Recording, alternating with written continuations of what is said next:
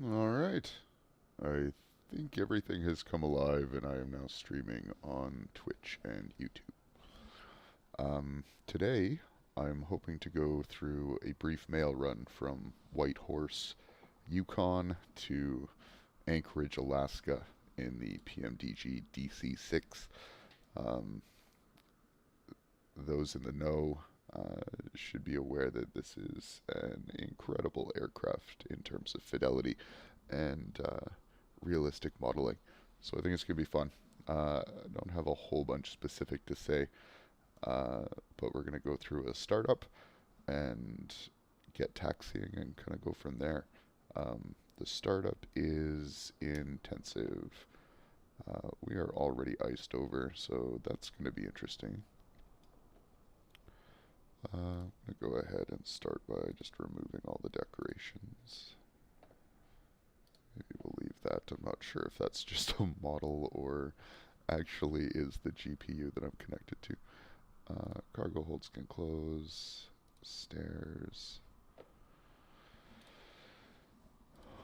While that's happening, this aircraft starts you with, or provides you with, an automated flight engineer. Uh, so he's kind of your third man that regularly sits in this child's seat.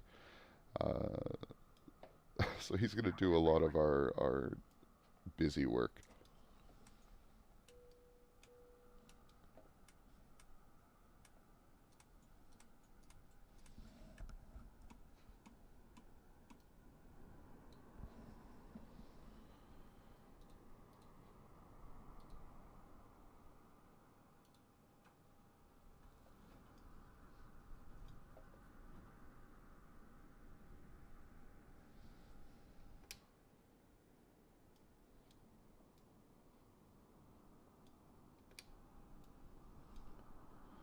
Close the door. There we go. It takes some time. I appreciate that it's modeled and animated, but it's a little confusing if you're not aware. Okay, so before start checks are done, um, the lighting in this is ridiculous. So there's like light dimmer switches here. There are, let's see, multiple dimmer switches here. There are dimmer switches here.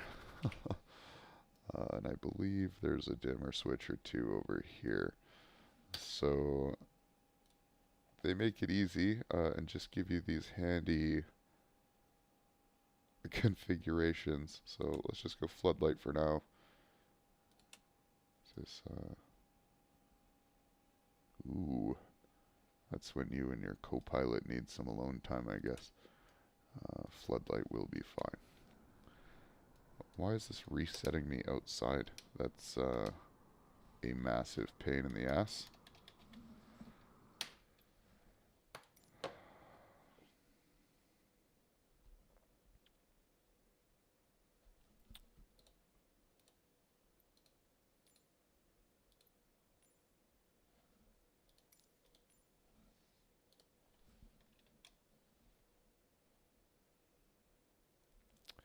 Yep, reset cockpit view, reset external view. Both of those seem right.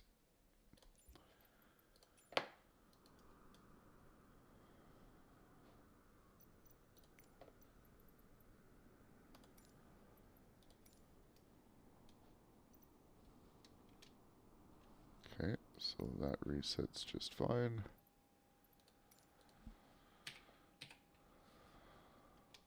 And that resets just fine. Microsoft being Microsoft. Okay, so now that we have lights, just double checking that my propeller and everything is set. Seems to be. So,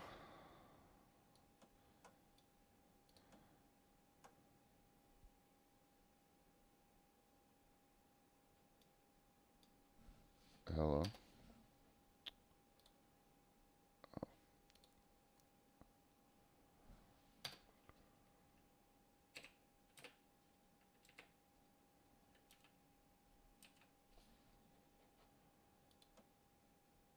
See, if you've got your automated flight engineer set to one of those configurations, he will regularly override what you're trying to do.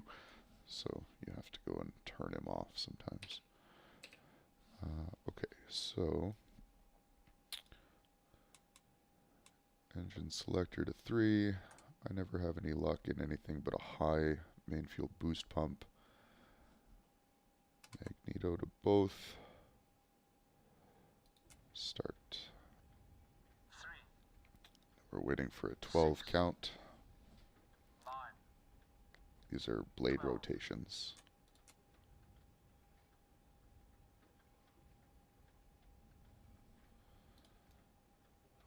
Certainly didn't start.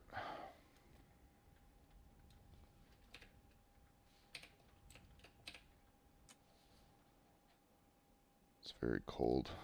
We'll see if Rich will do us.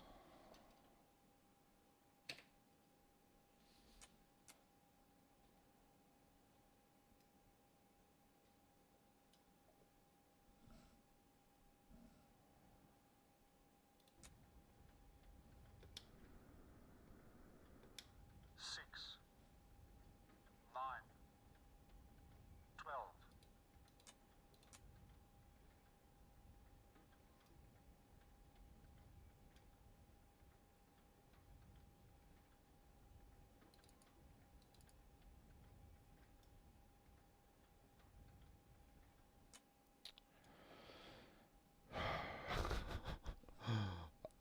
I'm going to be honest, part of me fears that I sat on the ramp too long and now my engines are frozen over.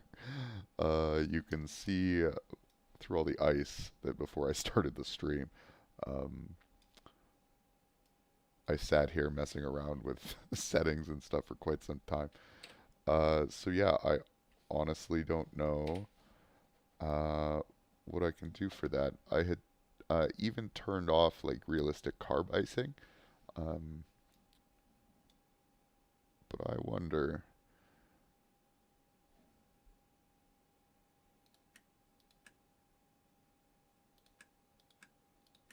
I'm just going to flip all of these and I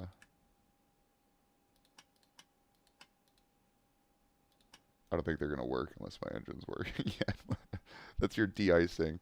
It is a gas de-icer for what that's worth.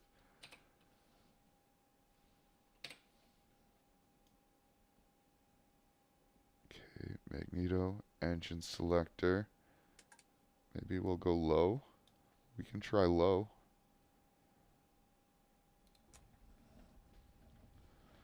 3, good. 6, okay. 9, yep. 12, boost, prime. Oh, we've got ignition. There we go.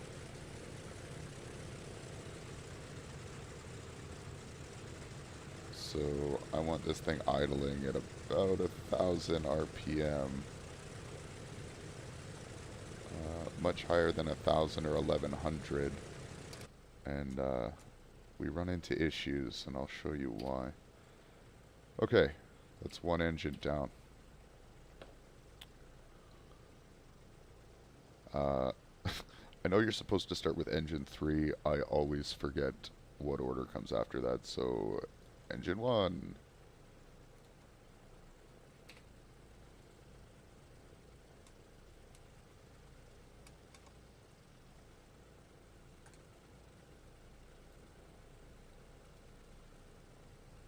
Alright, let's go.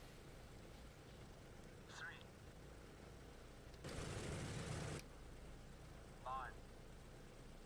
12.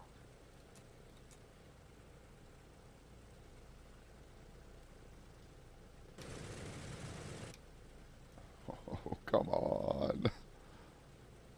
I can hear it. Oh, it's not gonna work. Goddamn. We'll get there. We'll get there.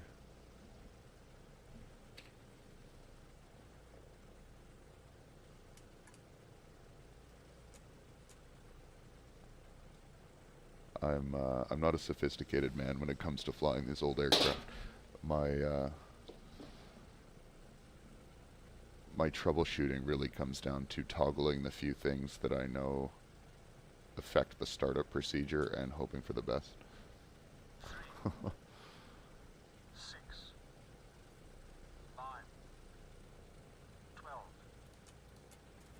Ah, there we go. We got ignition on engine 1.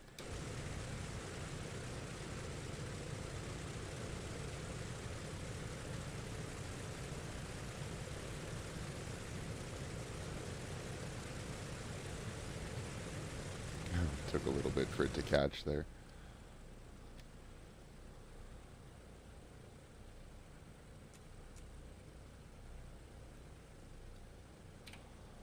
Take a look at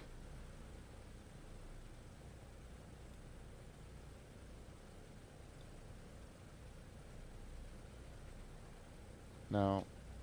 See, I don't understand this. Why is it showing that I've got manifold pressure in engine 2?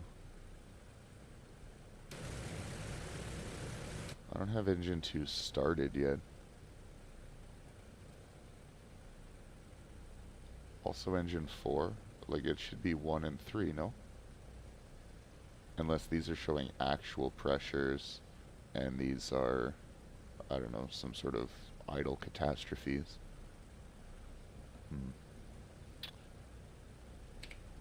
Alright. Engine 2.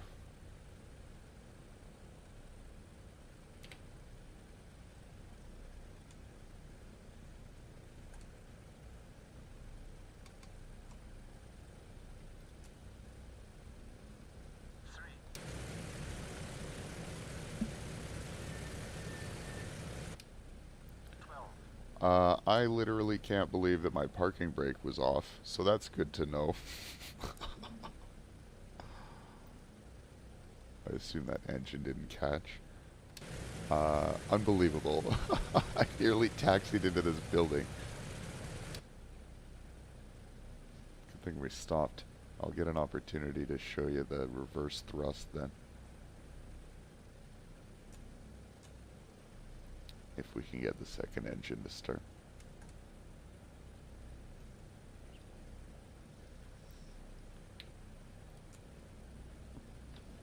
3, 6, 9, 12.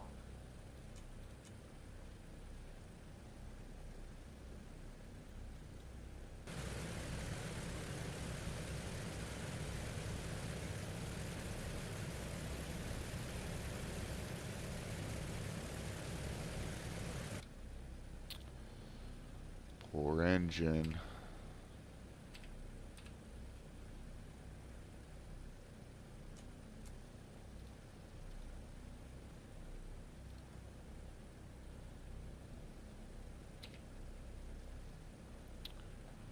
We should have plugged it in overnight.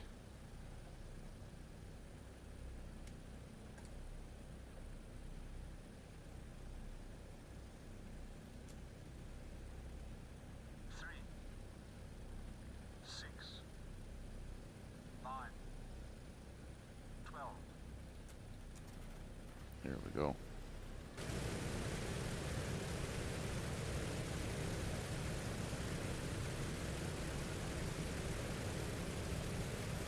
Oh, she almost died on us. Give her some gas.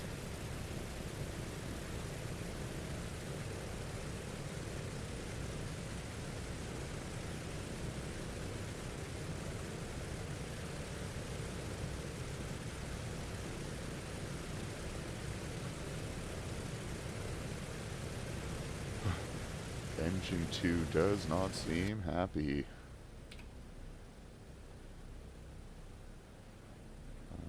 RPMs are low.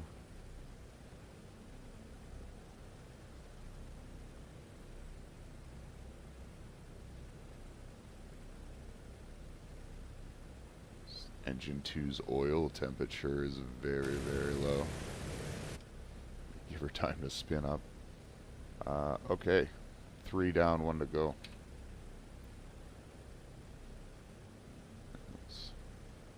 Maybe we can make it rich now. Maybe that'll help.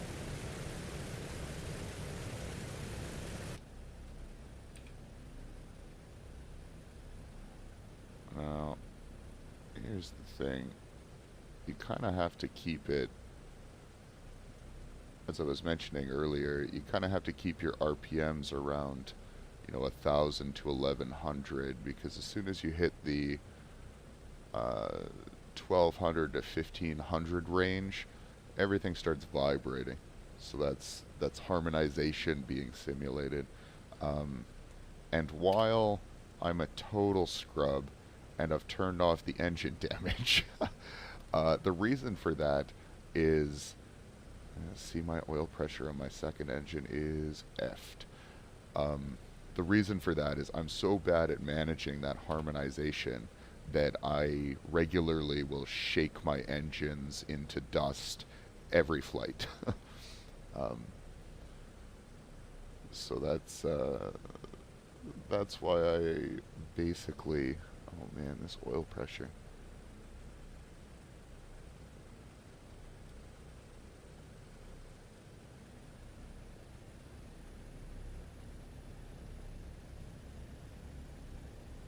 So you can see everything just vibrating there.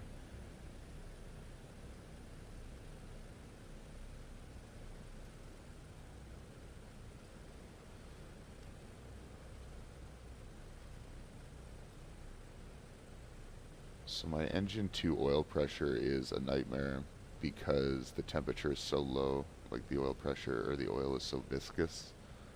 I don't really know how to resolve that other than wait till the oil temperature goes up. um, yeah.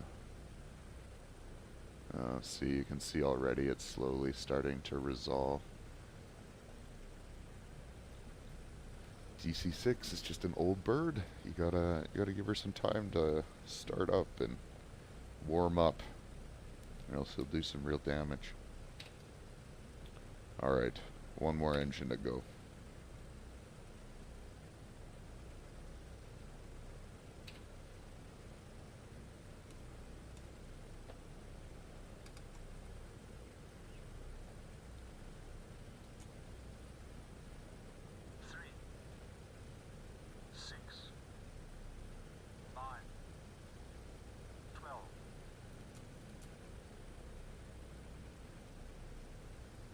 Oh, I didn't set my boost pump. This isn't going to work at all. That was my bad. I can't believe how close I came to just rolling into this building. Alright, reset so I can try again.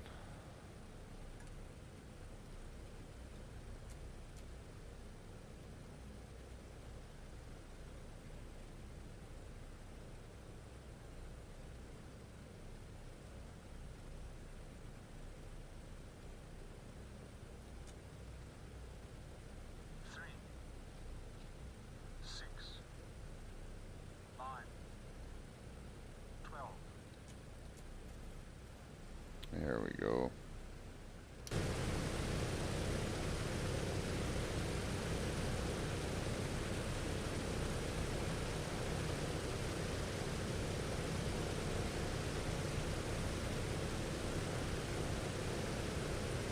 You can see here that my engine 2 RPM is slowly climbing as my oil heats up.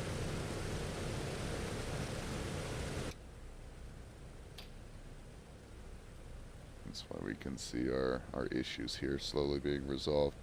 See, my oil pressure in engine 4 is a nightmare again as well, because our oil temperature on engine 4 is too low. So you can see our oil temperature here is climbing. This will climb as well. Now I don't know if there's a way to expedite this. I may just be sitting here a bit, but we've got other checks and stuff to do.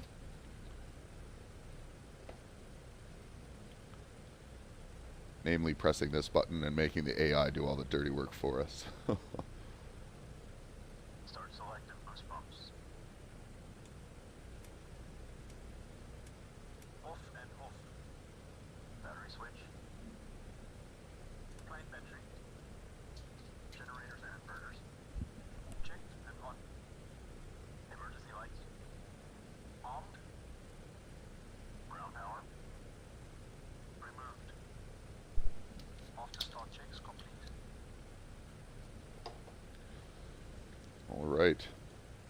After start checks complete. Now, I will be 100% honest.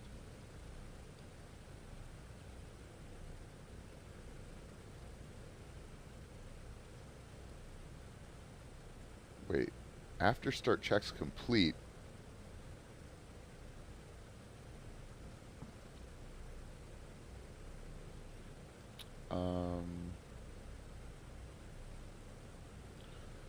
Why is my radio off? Is the question I'm asking myself right now. They always turn the radio on.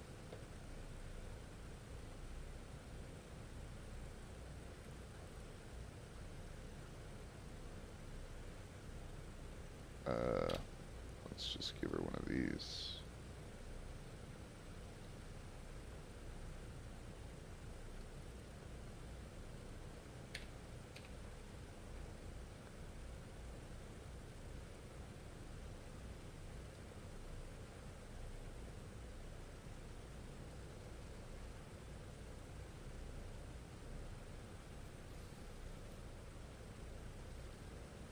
Alright, so I have never actually used the radio in this yet. So this is presumably okay, COM 1, NAV 1, COM 2, NAV 2. So this is probably a good time to show the flight plan.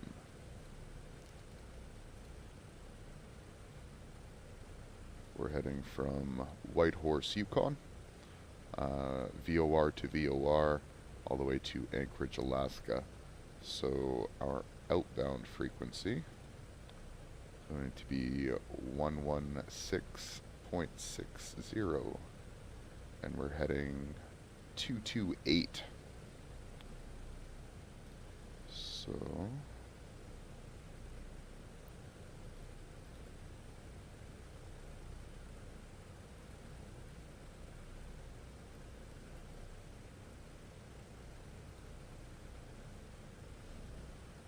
and just for argument's sake, what is our inbound VOR? 113.3.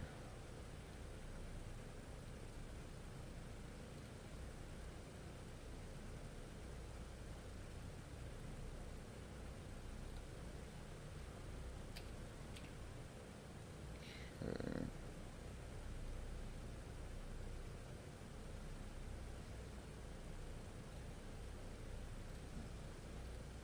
It's 228.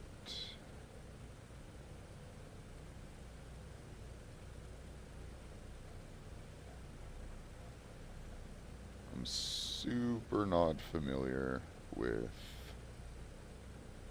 the navigation in this, so we're learning together. I think this is ADF, so this isn't going to do anything for me. So let's set the VOR1 course to 228. That's what we're looking for.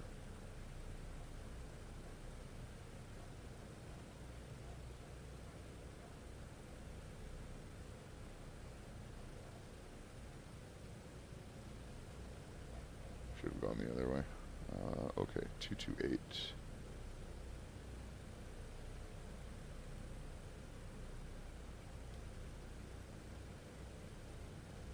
Don't worry about gyro at all.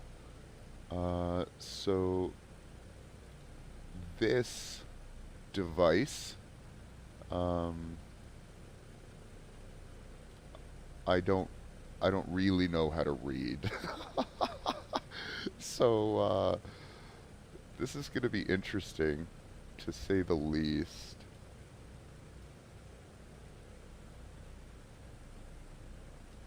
I'm confident I could probably navigate from this, but it is not going to be very efficient.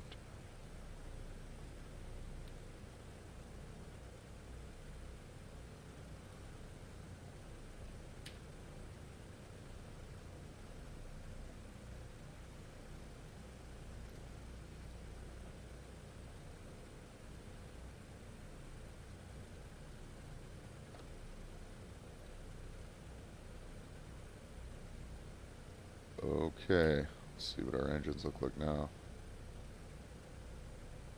Engine 2 oil temperature is bueno. Engine 4 is still warming up. But my oil pressure looks pretty good, so we'll probably get taxi clearance and start off.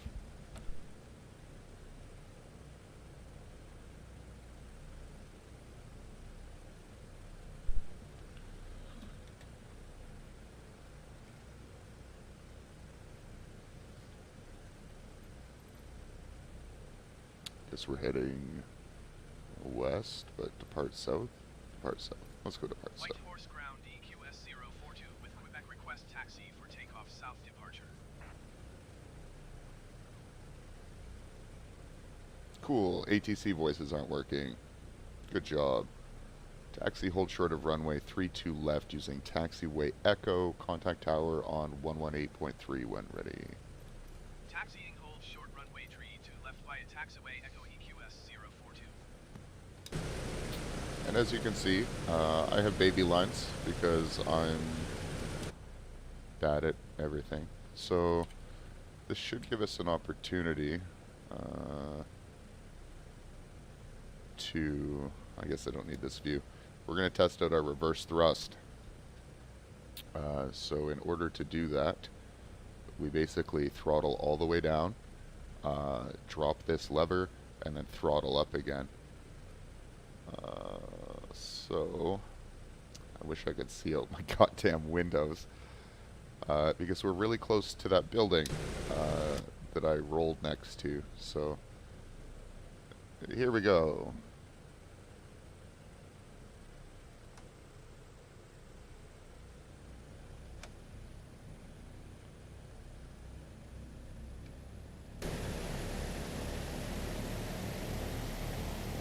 So here's the thing. I learned in my tests that reverse thrust will only move you backwards if you happen to be on like perfectly level ground. It seems to be very, very touchy, so this may not even work. You can see her really trying to go.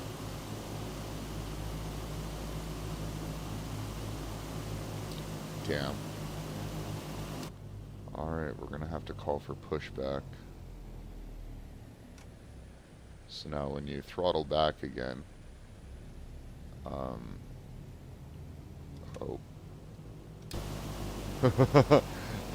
I didn't I didn't have my goddamn brakes on. I rolled into the friggin' building. Okay. So I've only made it worse. So we're gonna have to request pushback. That's okay. Our RPMs are quite high. I hate how when I'm holding my mouse, it does not register any other inputs. What did we just lose over here?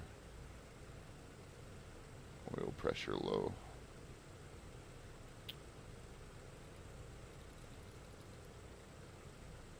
Okay, that's all right. Just throttle up a little bit. Okay, ground services. So I can't request pushback. So what this means is we've got one final cheaty solution to our problems. See, I'm just vibrating the hell out of my engine. And that cheaty solution is Shift P.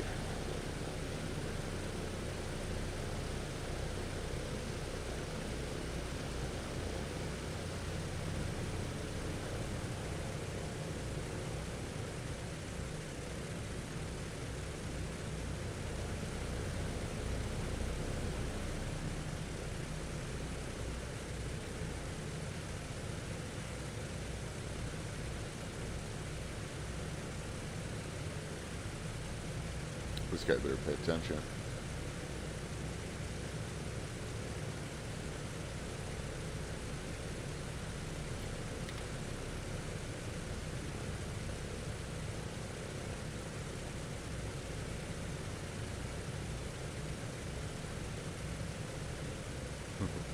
trying not to hit our buddy over there with my wing. Just knock him out cold in the snow. No one will ever find him.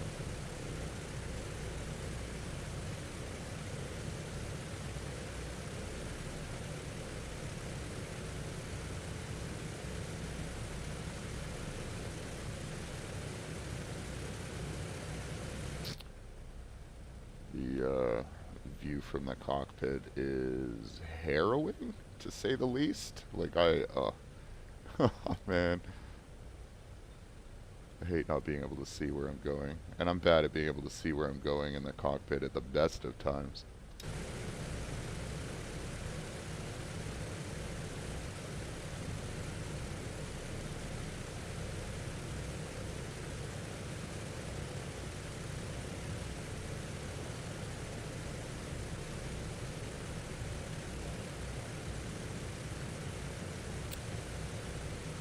Fortunately, I should be able to track my VOR in the top left there, if worse comes to worse.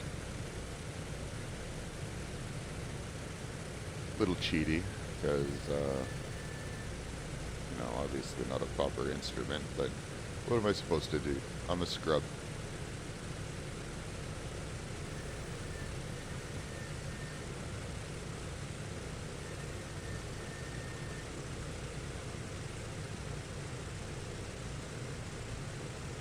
Whitehorse Tower EQS 042 ready for departure to the south and runway 32 left.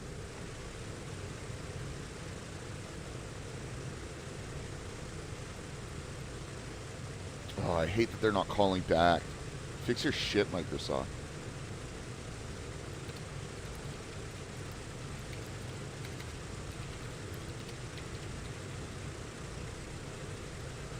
Cleared for takeoff runway 32 left EQS 042.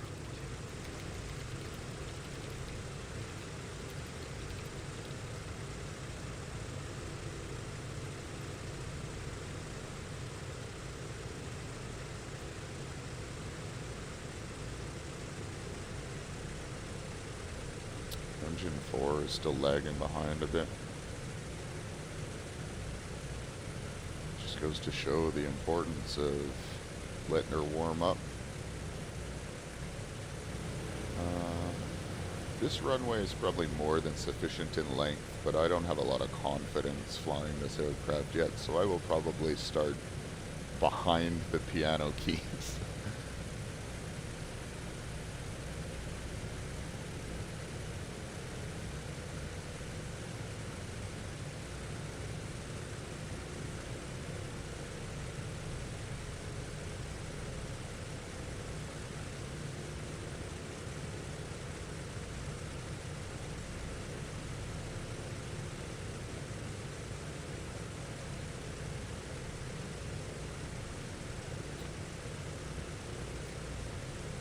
You know, maybe I shouldn't be too hard on myself. I'm all right when it comes to takeoffs, startups, takeoffs. That's fine. I have very little practice from the. Man, I'm worried about engine 4. I have very little practice from the perspective of landings. That's what's tough for me. I tend to have to take manual control to get down fast enough. I misjudge my start of descent all the time, which is a big deal. Oh God. Oh, why are we? I don't know. We've got a lot of momentum and we're turning apparently.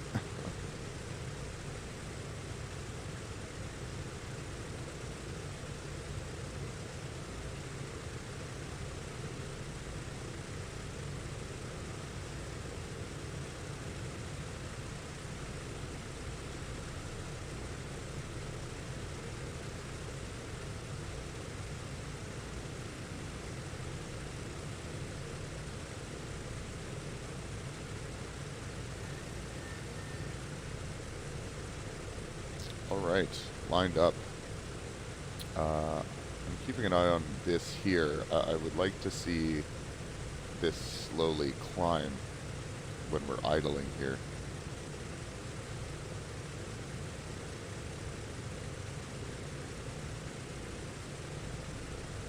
And it's not. in fact, it went down. So I don't really know what's going on there.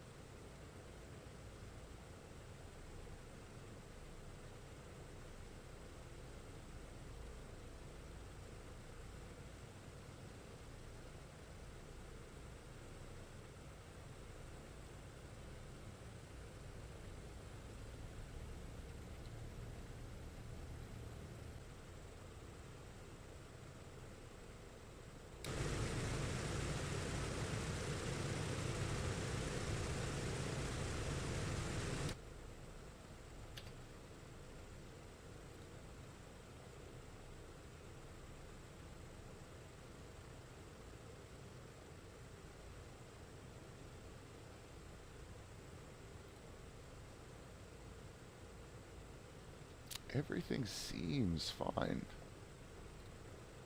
The engine is just shittier, I guess. I don't know what to say. Alright, whatever. Before takeoff.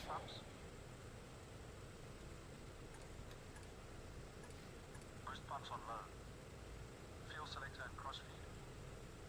Main tanks and crossfeed off. Autopilot and carb heat. Off and cold. Hydraulic system.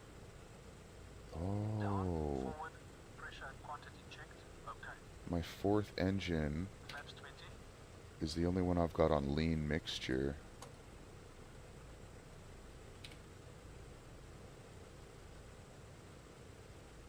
So if I enrich Flaps it, set 20. Windows and turbine. my RPM climbs. Hey, we figured it out. And by we, I mean this guy. Closed and on. You people don't exist. Controls. Gas not released. Free. Detonator. On. Good. Mixture Our conflicts. AFE just enabled our pitot heater. Reach unlocked. Set. Transponder. On. Landing lights.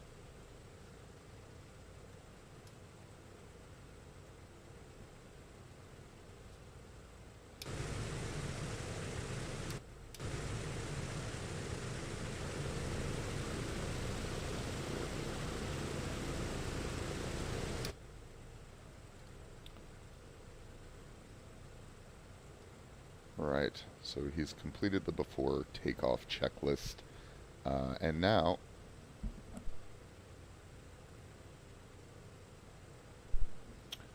we have a choice between takeoff dry and takeoff wet.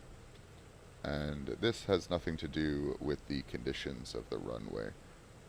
If we look at our load manager,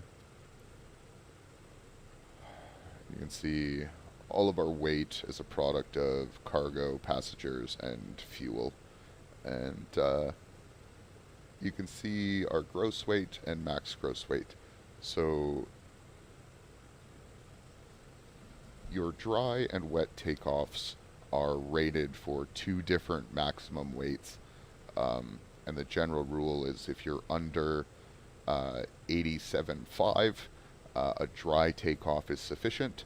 And if you're over that, a wet takeoff is necessary. And a wet takeoff should get you to, it'll get you up to your maximum takeoff weight, which is like 102 or 107, something like that.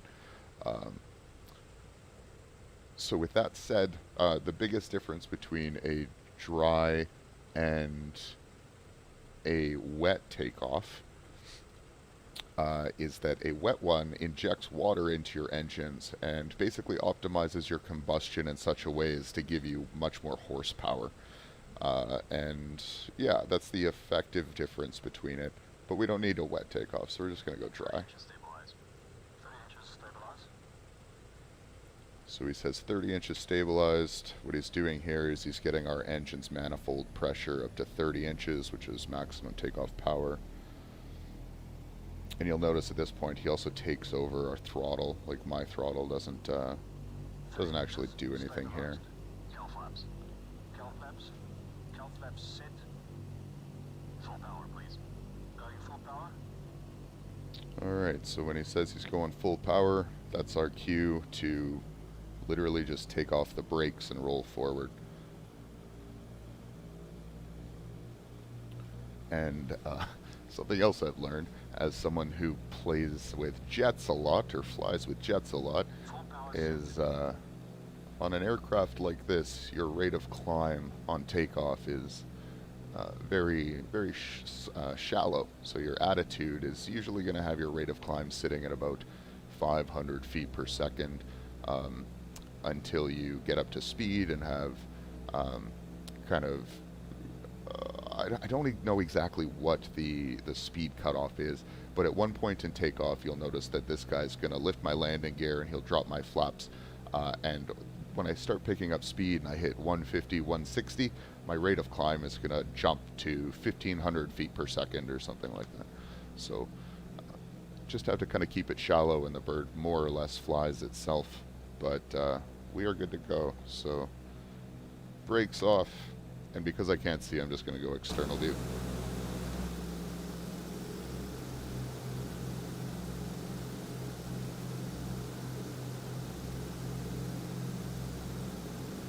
Unnecessary ruddering.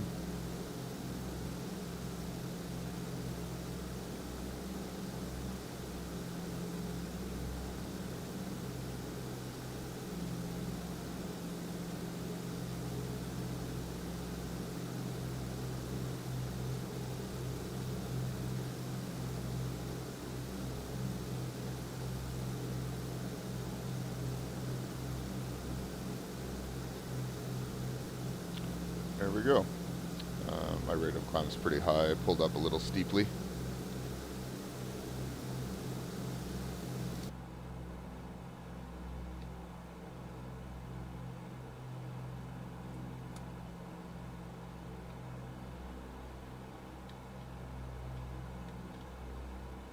Whitehorse Tower EQS 04 to continue for south departure. Meter power, 48 inches, 2600 RPM.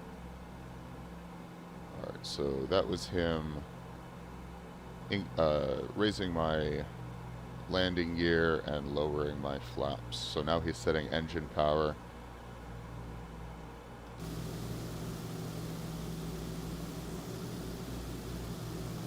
I think he tries to set it for 2400 RPM at cruise. Where our vertical speed's nuts, so we're going to trim down a bit here.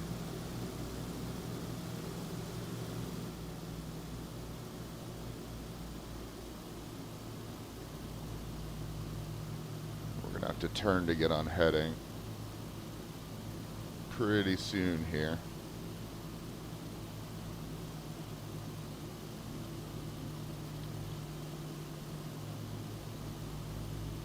Whitehorse Tower EQS 04 to frequency change.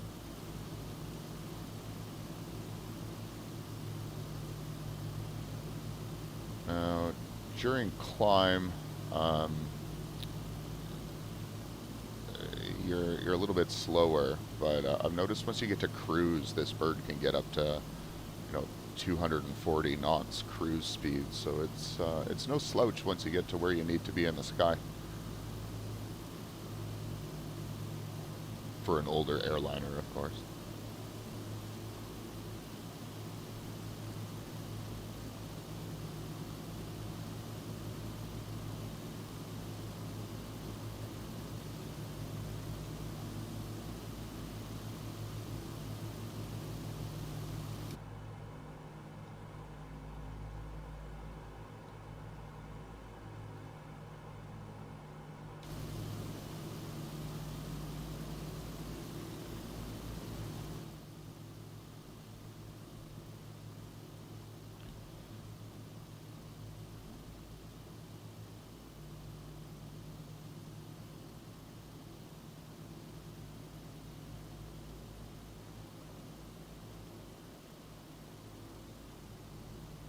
Gorgeous plane.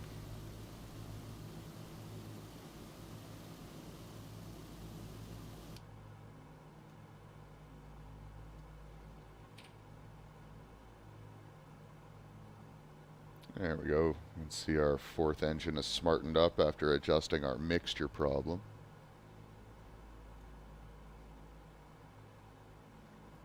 Now, I would expect this line to move to the center when I get to where I need to get, because I'm more or less looking at this right now in hopes of getting on course.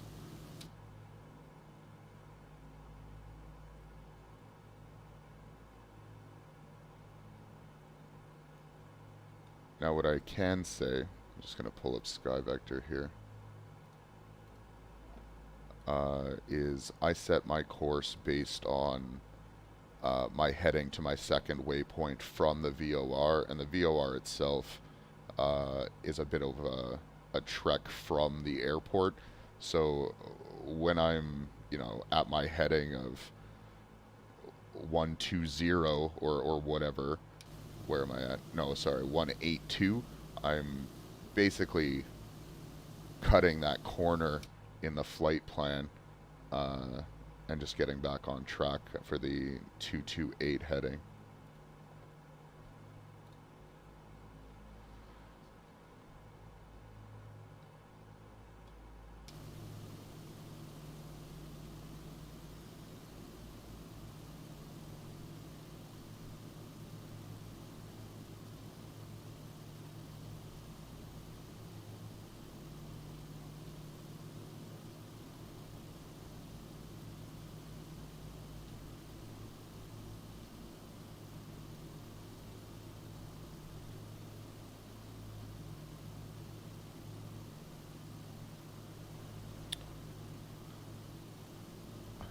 I'm concerned of my ability to rapidly change altitude if I find that this flight plan's getting me in a position where I'm intersecting some high mountains. I don't think it does, but all of that is to speak to my hesitancy of setting cruise power right now. I kind of want to climb a little bit. I guess we're already at 9,000. Okay, fine. We're going to go cruise. Set cruise power, please. Setting cruise power.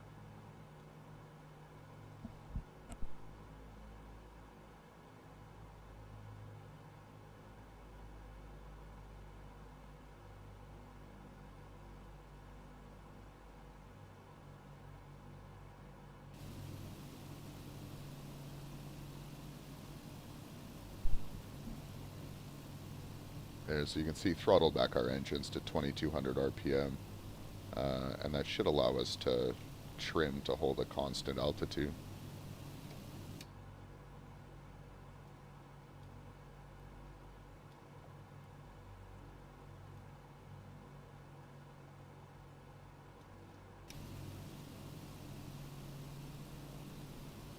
Oh, let's see, we're gonna blow past our course correction here.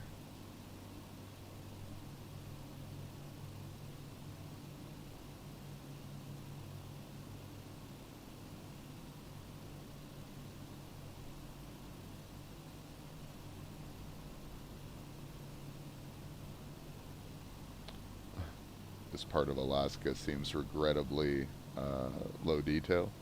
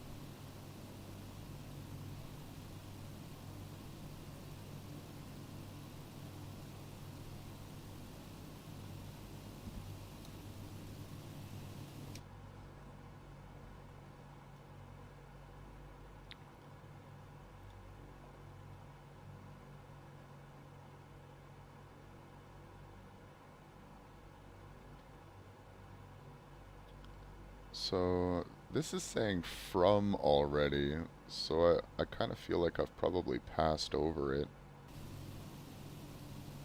Got some turbulence here.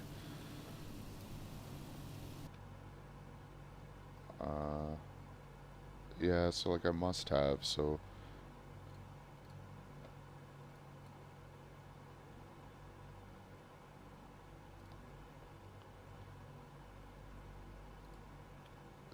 this is the VOR frequency we're tracking. So it's behind us as we're going this way. I'm going to track it for, well, you know, I don't know. We're not too far from our next one. Depending on this one's configuration, we may be able to pick it up right away. So let's just swap our frequencies and see how that works. It's not what we want. This one.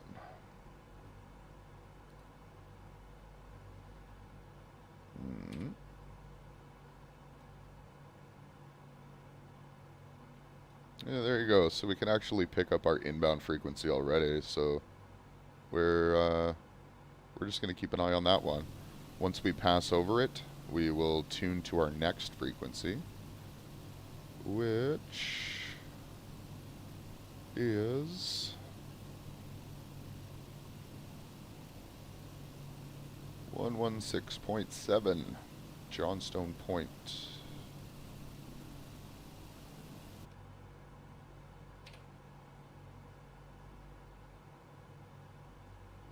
One 6.7. Oh, that's easy enough. Oh. There.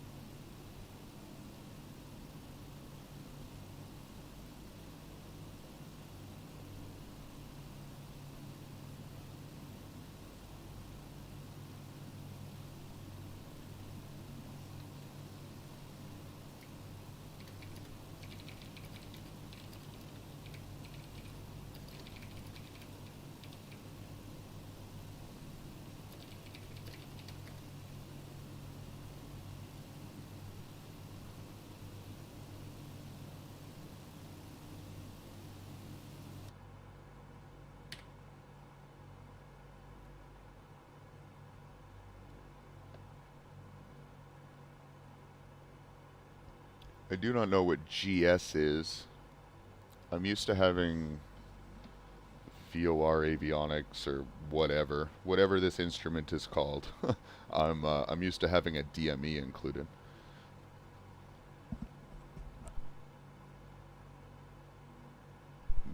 Why am I suddenly pitching my nose way up?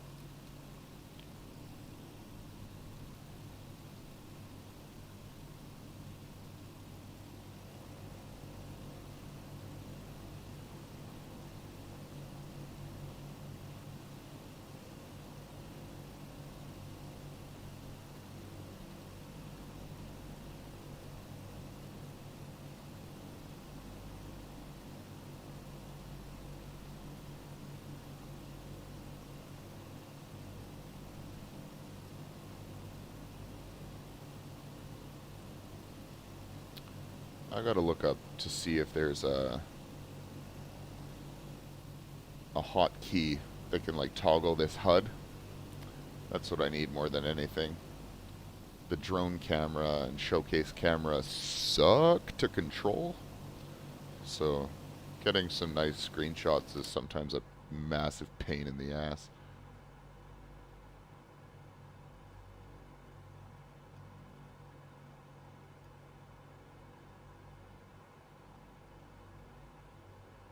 Even taking screenshots on PC is stupid. I have to hit 3 buttons. Like, I press 1 button on my Xbox controller and it'll take a screenshot. I press 2 buttons and it'll take a video clip. Figure it out. Windows Game Bar or whatever this shit is bloating my PC.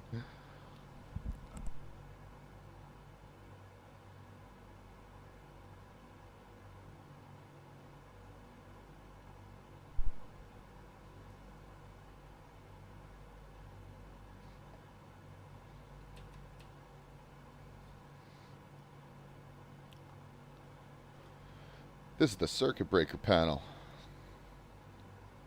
And to those uninformed, every one of these has the logic modeled, so like I can just start flipping these and my plane will fall out of the sky. I appreciate that this little window up here has icing modeled as well. That's some attention to detail.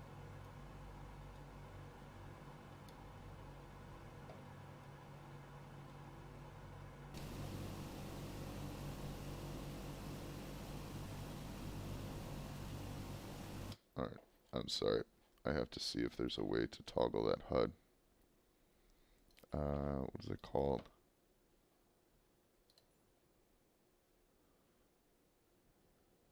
Heads up display. Alright.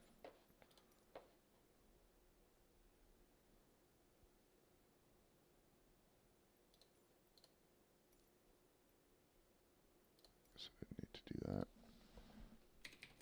Heads. Oh.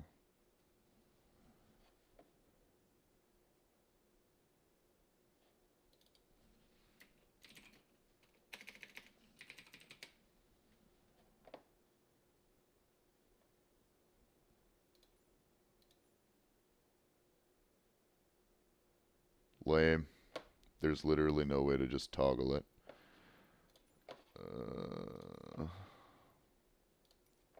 That's what I get for being a scrub, I guess.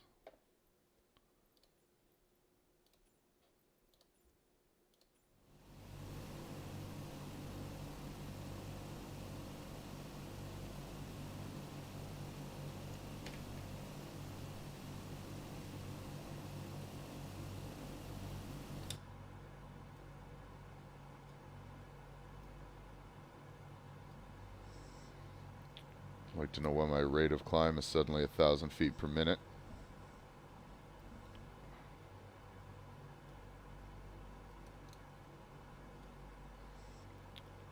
Probably turbulence related.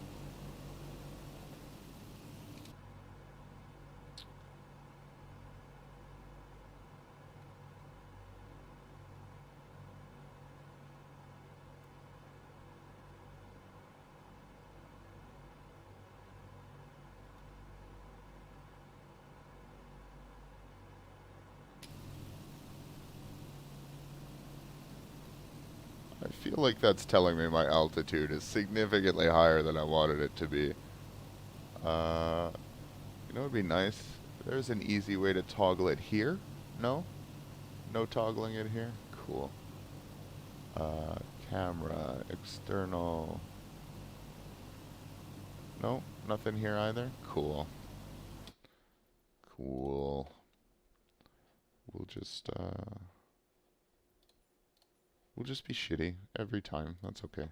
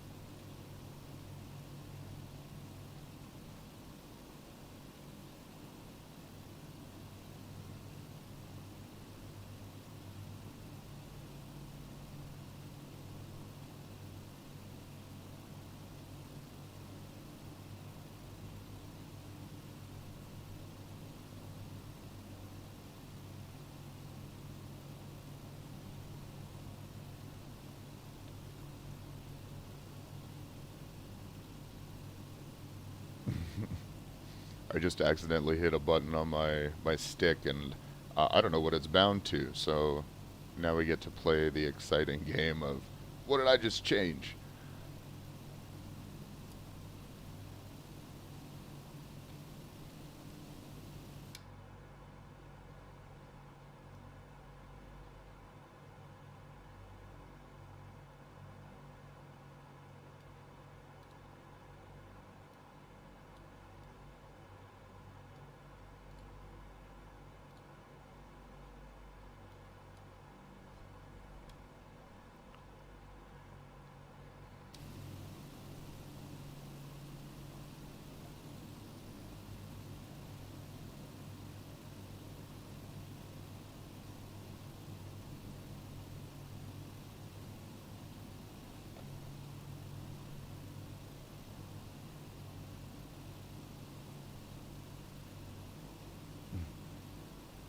SkyVector trying to warn me about this turbulence, but I didn't listen.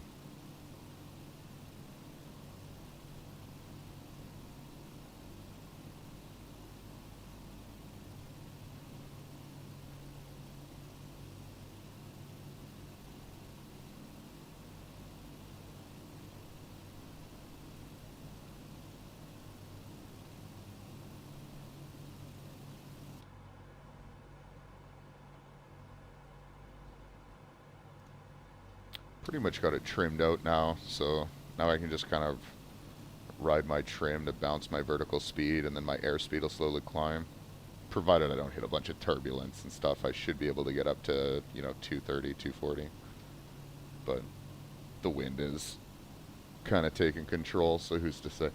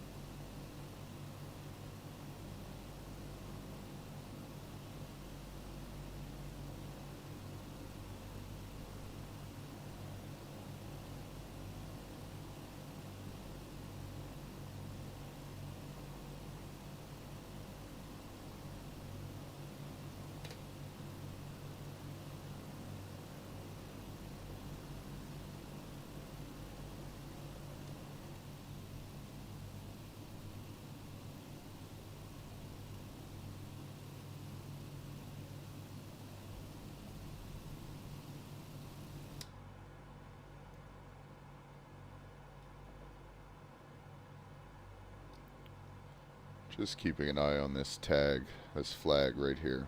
Once that arrow flips over, I know that I can adjust my heading.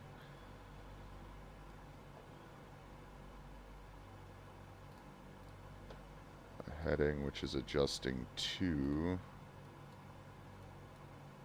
God, SkyVector isn't telling me what my heading is. What a nightmare.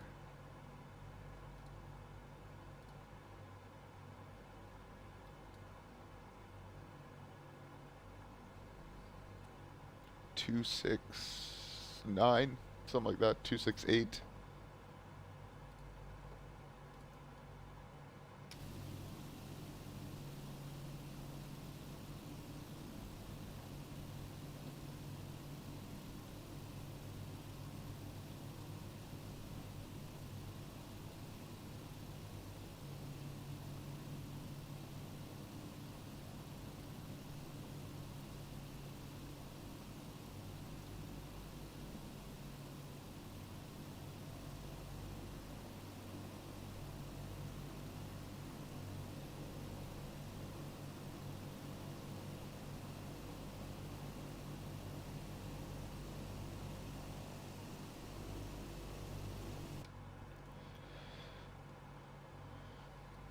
a good thing we don't have any passengers on board. I loaded up with 3,000 pounds of mail, and there are only five crew members. We've got myself, the co-pilot, the guy sitting in the child seat, and then we've got a couple stewardesses in the back that'll bring us drinks and stuff. Hot chocolate, things of that nature.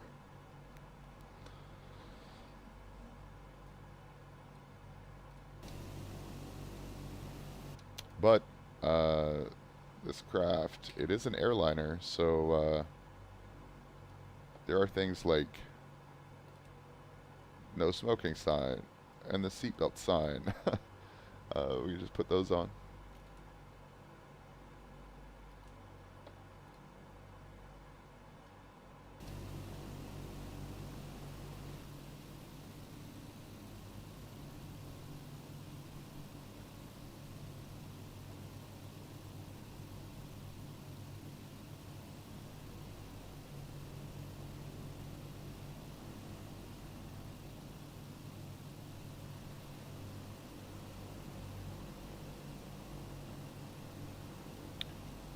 Gorgeous day for flying. I've even got it set to live weather. I've only adjusted the time.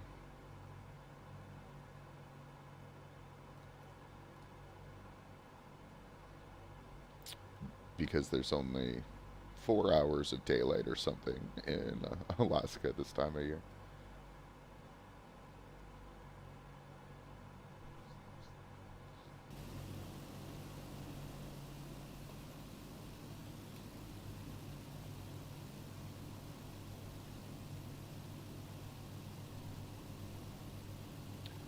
Being blown a bit off course.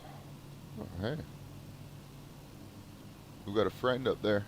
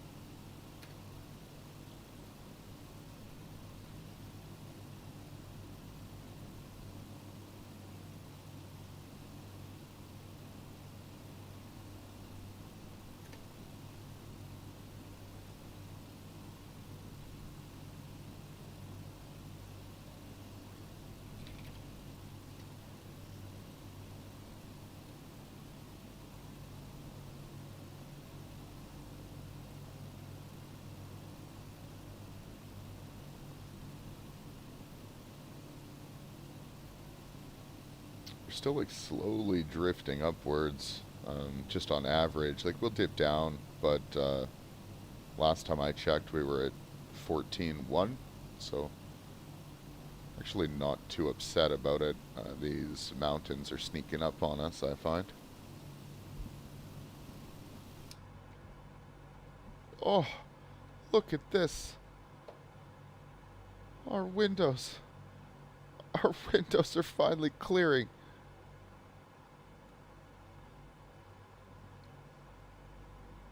That's exciting.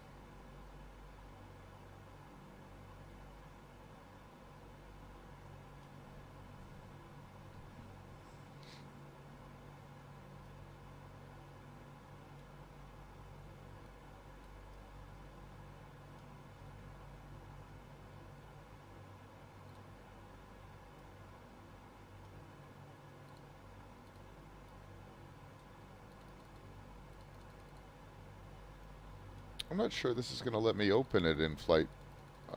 I know this window does open, but I mean, there's probably safety reasons for it to not allow me to just open it whenever.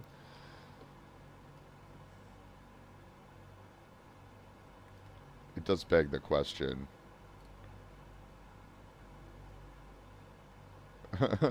Open my cargo holds. Mail's being delivered from the sky now.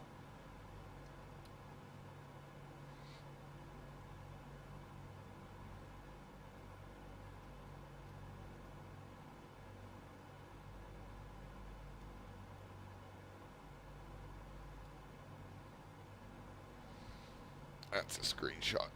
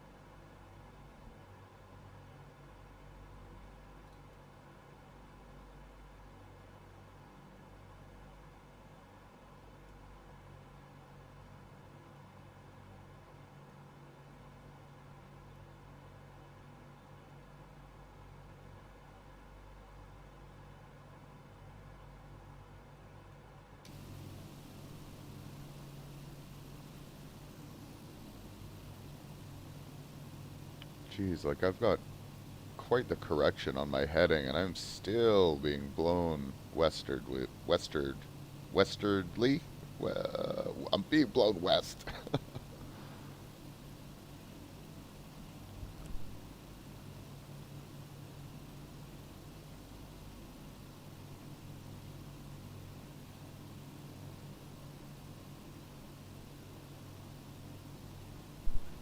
All that failure of English, and I really meant to say that I was being blown east because I'm having to fly hard west to correct my course.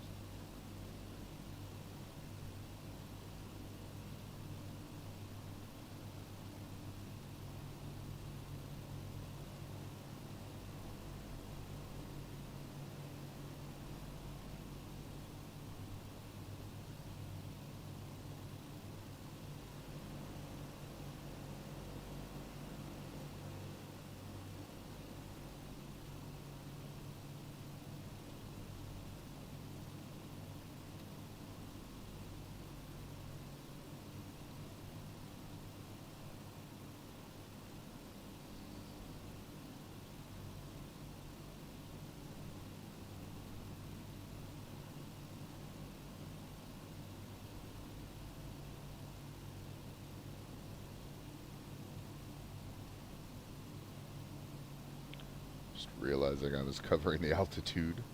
I don't know, maybe this is better. I'll go up here. Does this make anyone happy?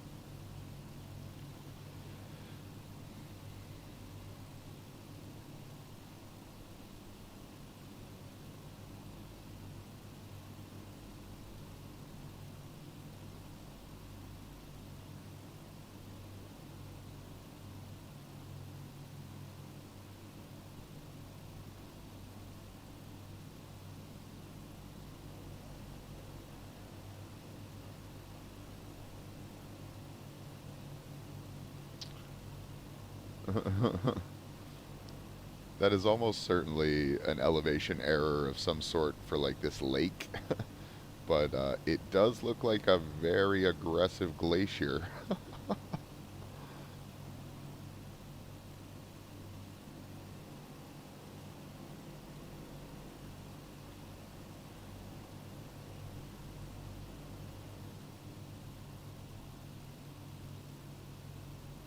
This is, I think, is a glacier. This like ice river that's flowing down here.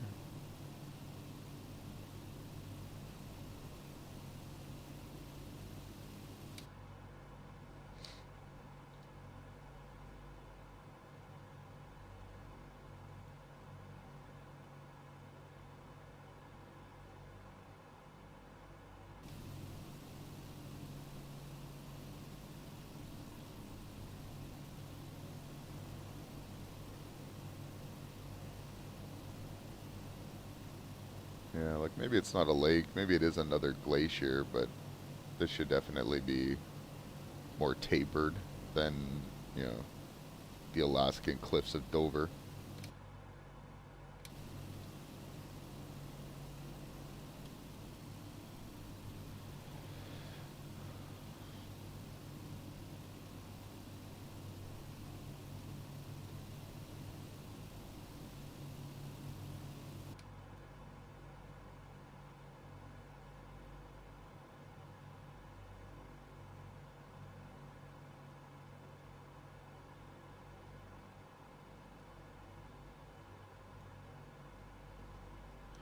Coming up to some clouds as we reach the coast. I have to presume that that's the coast we're coming up on. Oh, you know what? It's probably not the coast. It's probably this Russell Fjord. Because we're flying over these glaciers here, like the West Nunatak Glacier, Hidden Glacier, what have you. So yeah, this is going to be Cape Stoss that we fly over ahead of us on our way to the Yucatan VOR.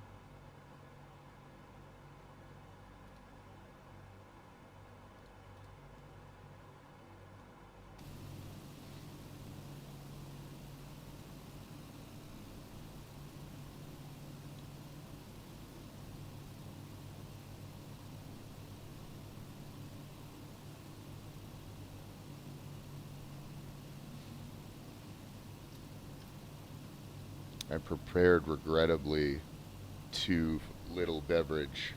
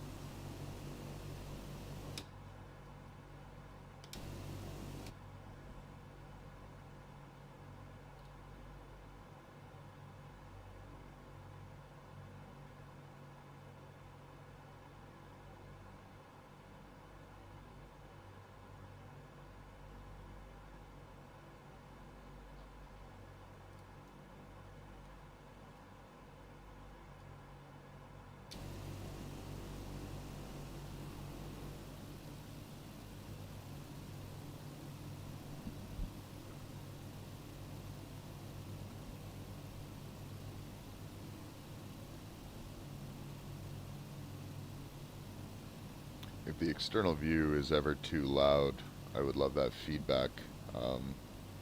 My ears, I think, are more sensitive than the average bear, so I regularly turn down things like my engine volume, and my master volume is regularly at like 9.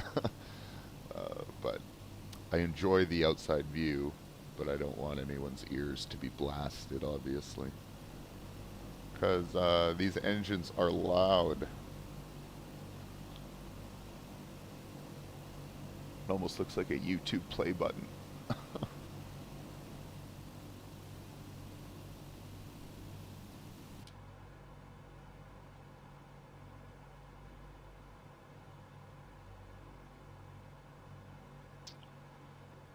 So I think I understand this. I don't know what this stupid big arrow is, but this is pointing my direction to the VOR, and this is indicating my deviation from the heading to that VOR based on the course that I'm trying to fly.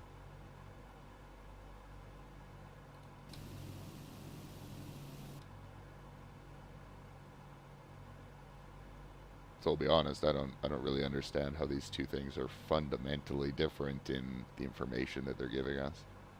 Other than this is almost like just deviation in heading, whereas the other is deviation in like your lateral positioning from that heading. But if you're adjusting your heading, it should also over time adjust that lateral position. So like, I don't know. It seems almost redundant to me. To me, who is self-admittedly a absolute idiot when it comes to most of this, so I'm a hobbyist with aspirations of being something better.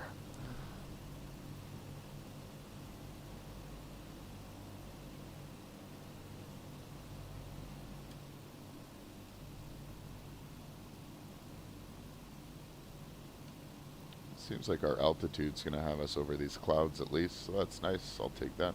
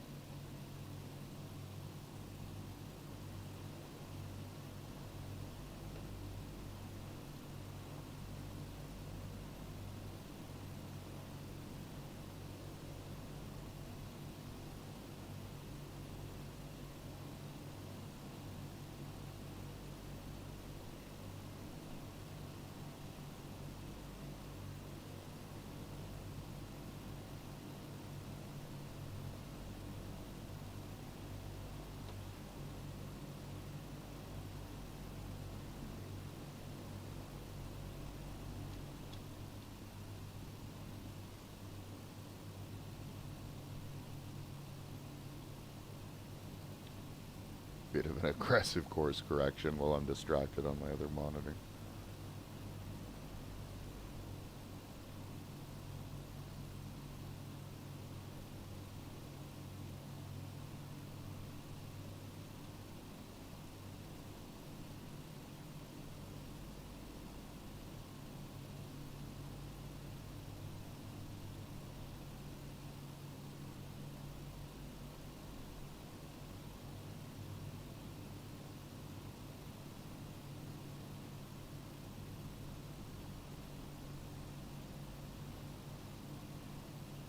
I can't decide if that's a star or an aircraft.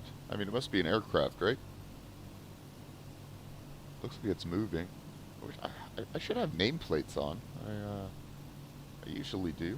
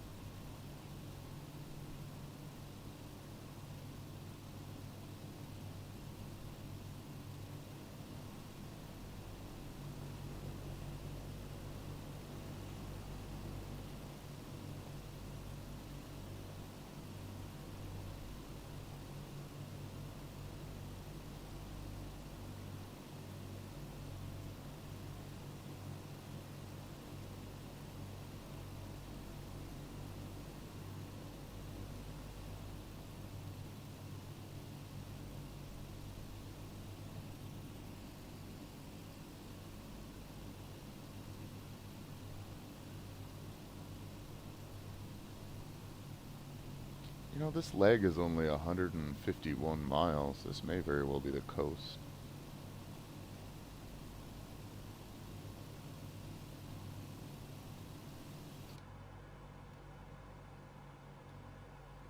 Doesn't ultimately matter. We're going to wait until this flag flips over to from.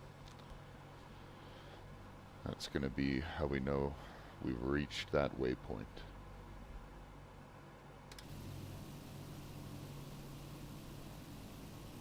This is probably Yucatan Airport, so I expect as we fly over that, you can see as well our VOR indicator up here. It's very rapidly moving to one side, which means we're flying over it and it's reading us more drastically in one direction or the other. As we pass over it, we may even lose this line. We'll see.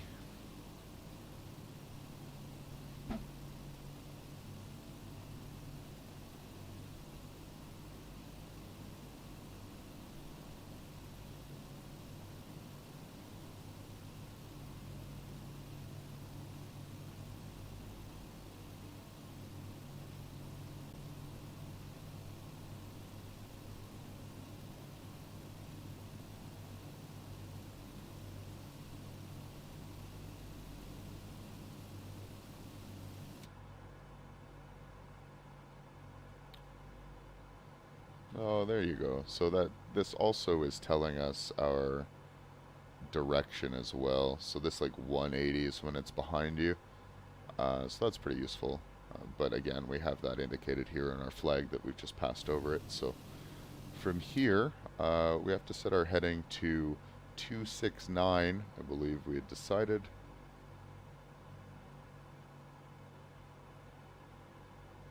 And we're going to track this outbound at 269 for a while before switching over to our next VOR frequency. 116.7, I think it was.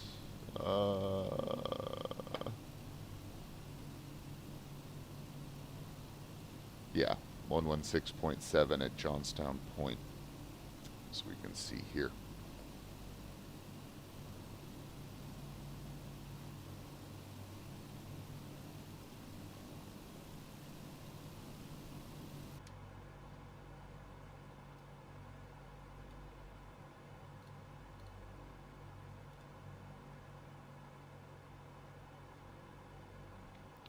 This leg is longer at 217 nautical miles, so we will probably track outbound for, 50 miles or so. We'll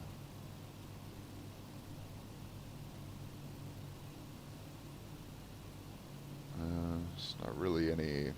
Sorry, I'm looking at Sky Vector. I was trying to see if there were any clear landmarks through which I could say, all right, we've reached, a third of our flight. This would be a good time to switch over. This intersection might be okay. It's about what, half when I intersect with land again. We'll see. It's probably not a big deal.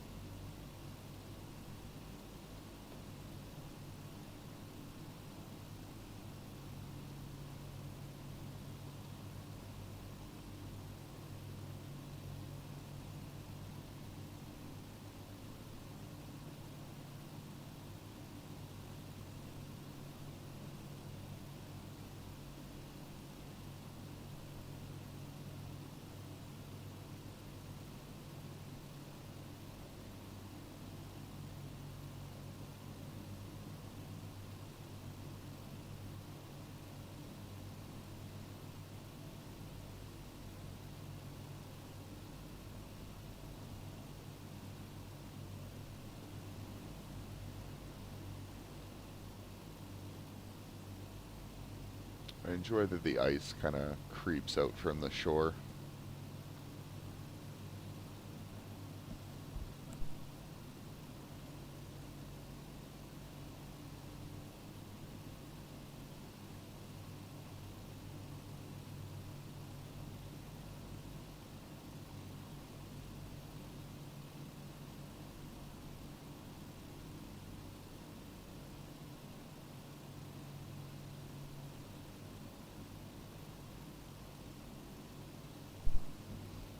this glitchy popping isn't really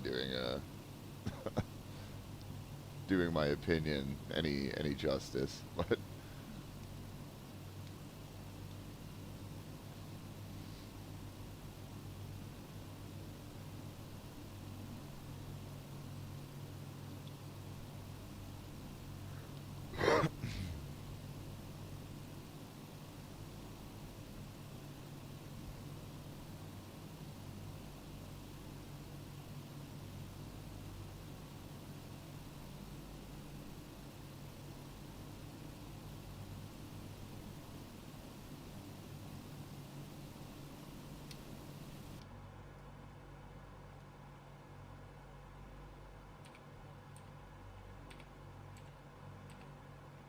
hmm,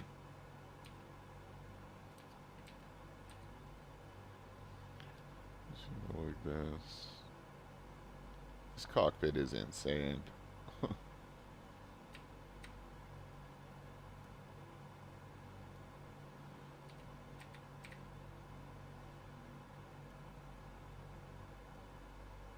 There we go. How's that for a cruise view? Huh? Huh?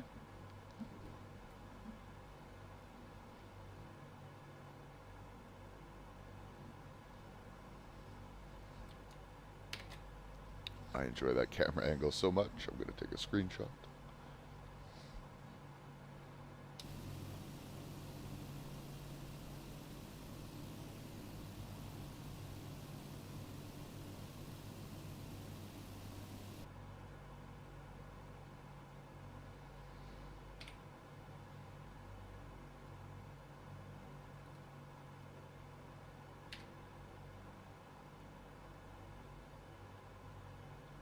See, we switched to our inbound frequency and we're unable to pick it up yet, so we'll have to wait a bit. We're too far up.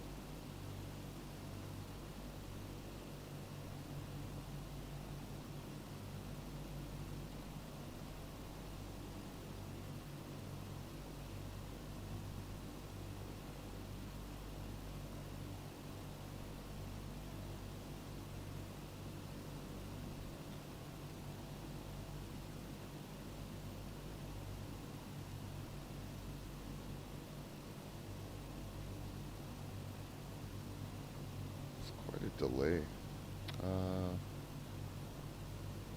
So we've got to be somewhere like here-ish.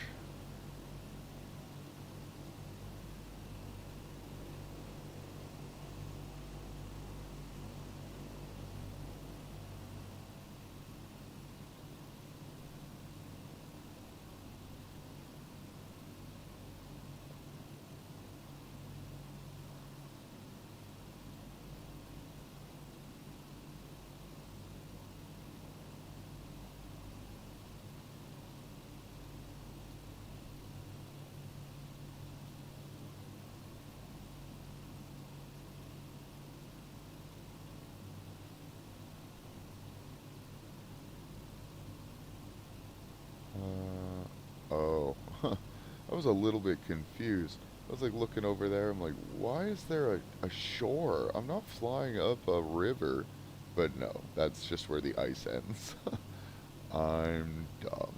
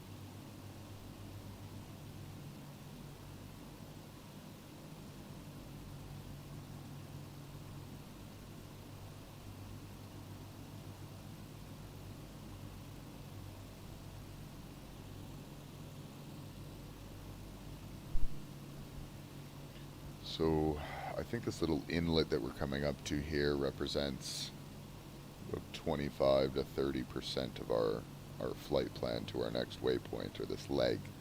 So that would put it at about our 50-mile mark. Uh, Maybe a little less. Now, with that said, um, with a total lag of over 215, I expect that 50 miles may not even be enough to get to our next frequency to be picked up. But shortly after passing this inlet here, we'll swap to our second frequency and we'll see if we can pick it up then.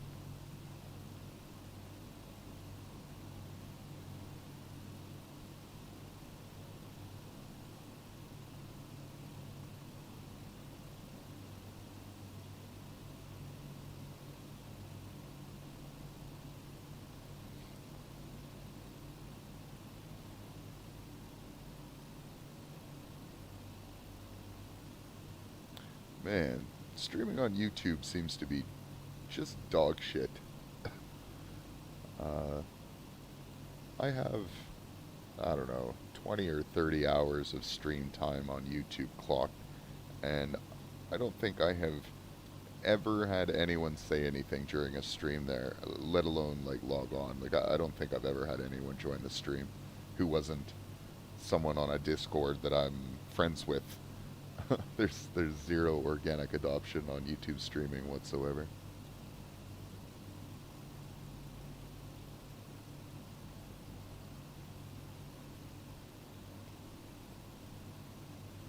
It's not to say I have a lot of traction on Twitch either, but I've had a couple people say things that leave.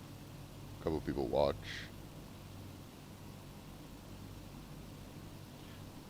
I just enjoy having people to have a conversation with instead of talking to myself in my basement at 4 a.m. Oh God, where is the line to madness?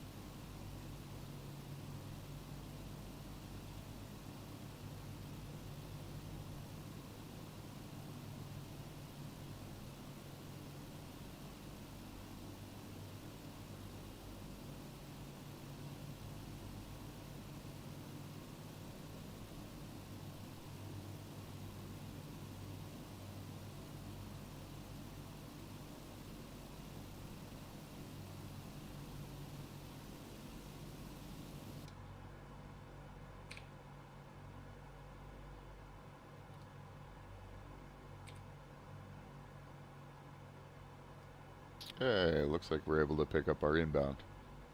Fantastic.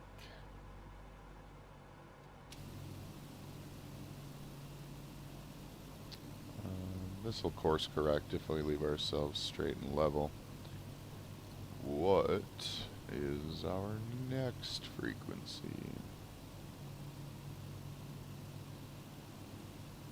Got one more leg after we pass over wherever the heck this was. Johnstone Point. So one more leg that'll take us to Anchorage with a frequency of 113.5 Tango Echo Delta Ted. We're going to see Ted.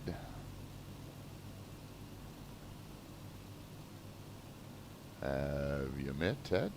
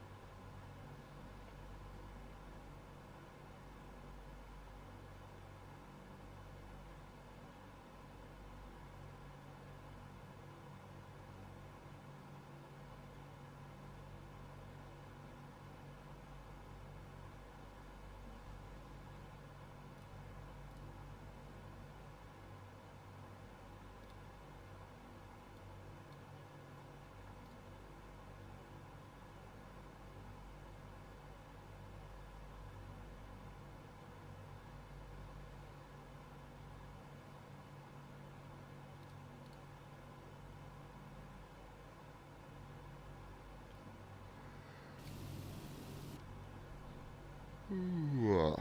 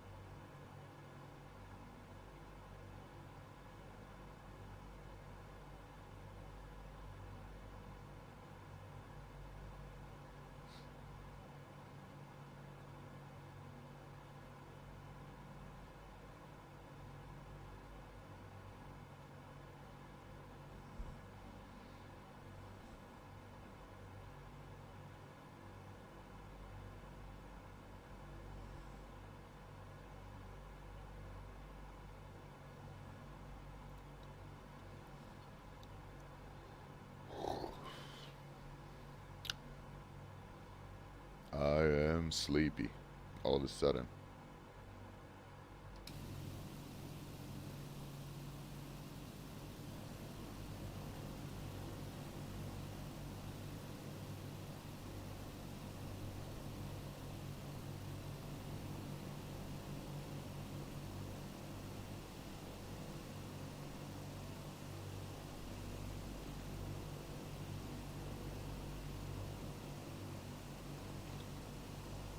I never noticed how the engine cowling kind of folds back in flight. I've only ever seen it kind of flared out when you're sitting on the ramp.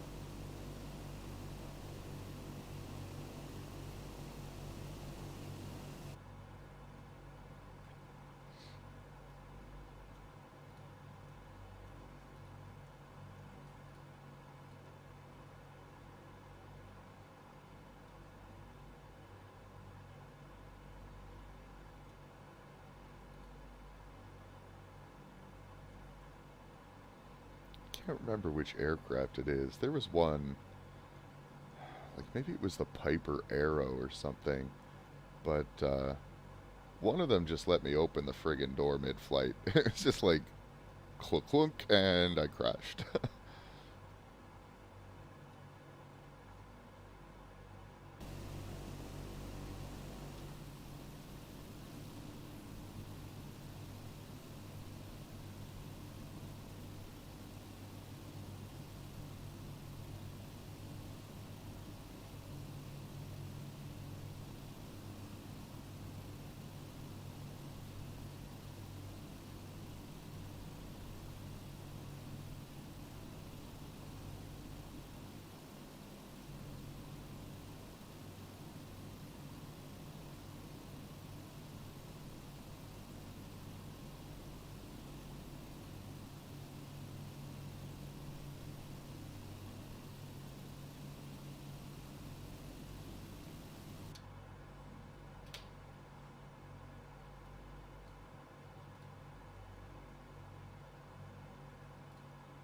I honestly don't know if these will even show me stress ranges if I've got realistic engine damage off. Um, Carb I think can probably be on. I've got my pitos all engaged, but we won't mess with this right now.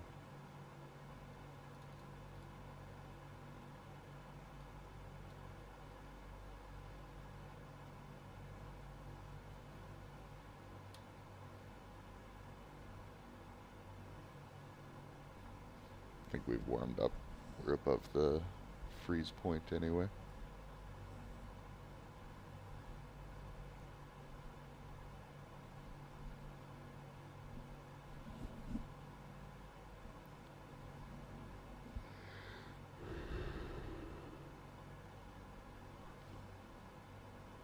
Carb icing in this plane can be a real pain though.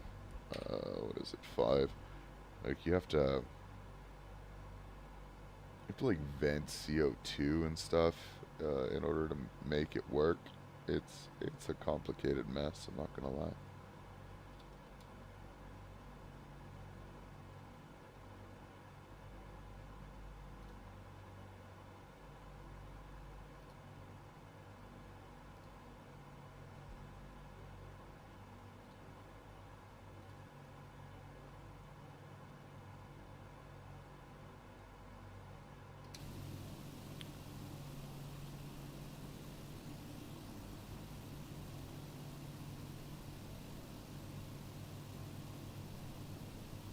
I'm really surprised at how fuel efficient this aircraft is. Like, its range is significantly longer than I estimated it to be, or than I thought it was. You can basically cover half the planet in this old bird. In op, just tagged right on it, that's funny.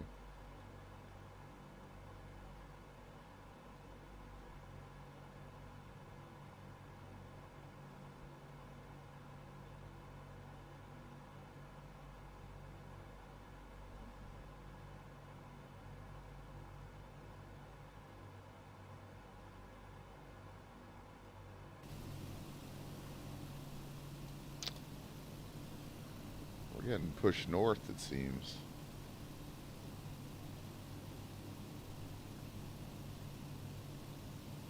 Got some crosswind.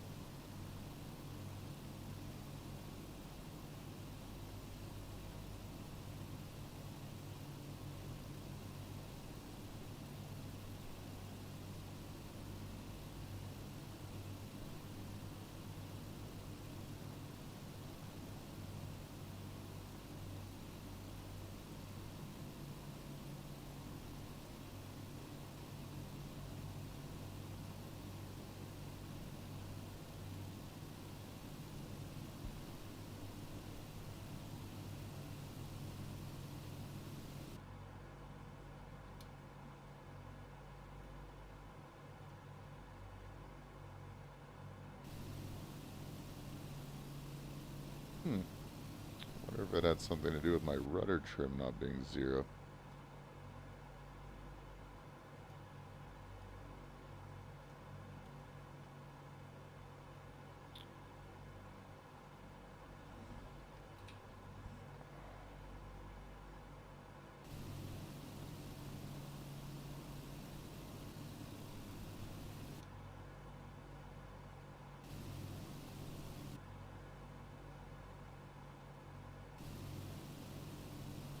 Should be able to adjust my aileron trim.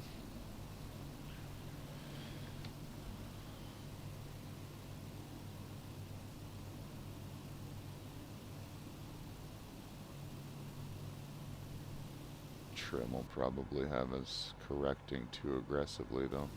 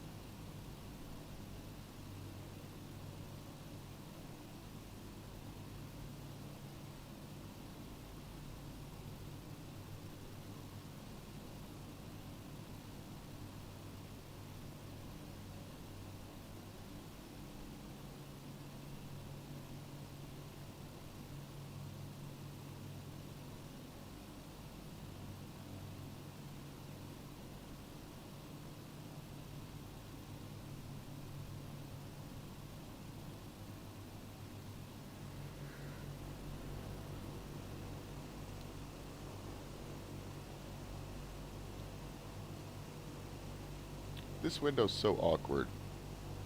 I wish it wasn't there. It's like, it ruins the whole livery.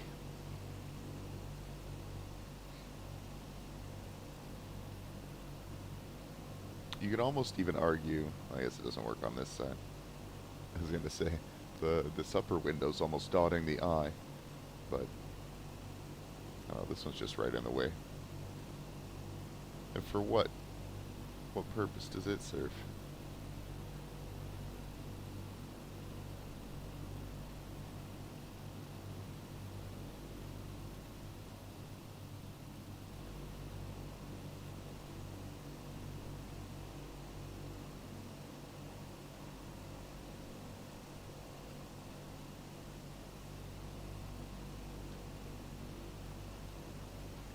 Oh, it's a bird. I was wondering what the heck this was, but it's like a bird with a big wing here.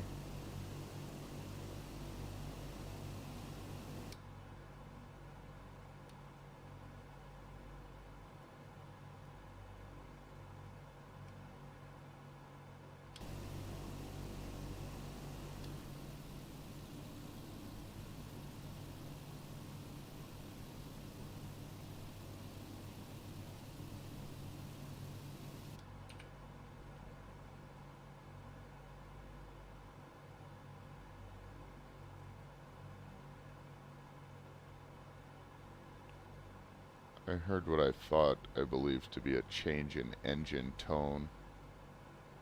Just wanted to see if something was about to go catastrophically wrong.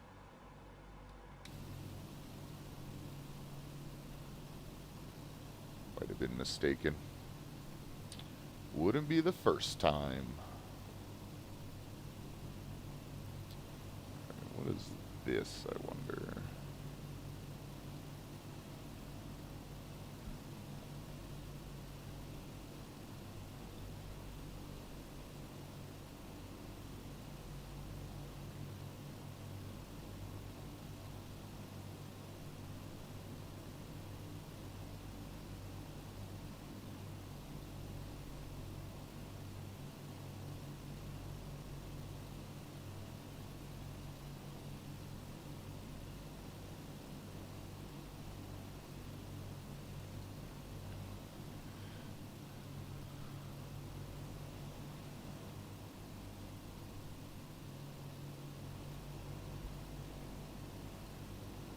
Sorry for all the cameras swinging.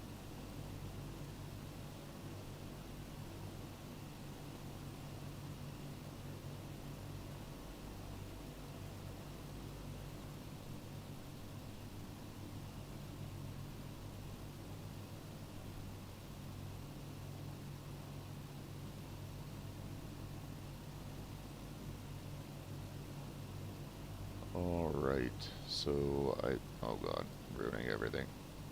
I believe we're crossing over this area here now. This Bering Glacier does not look very impressive in the sim.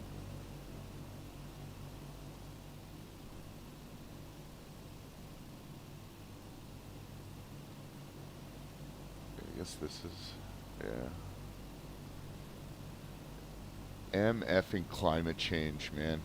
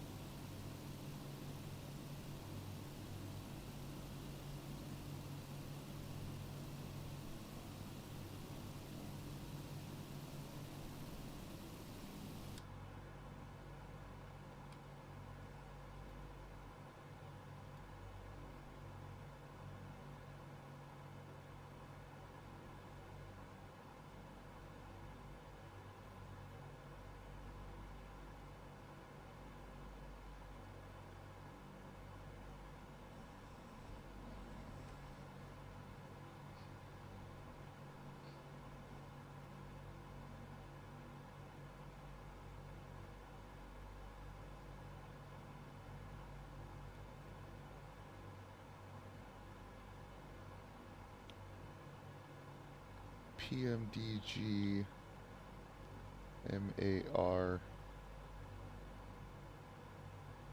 65. Huh. Wonder what that means.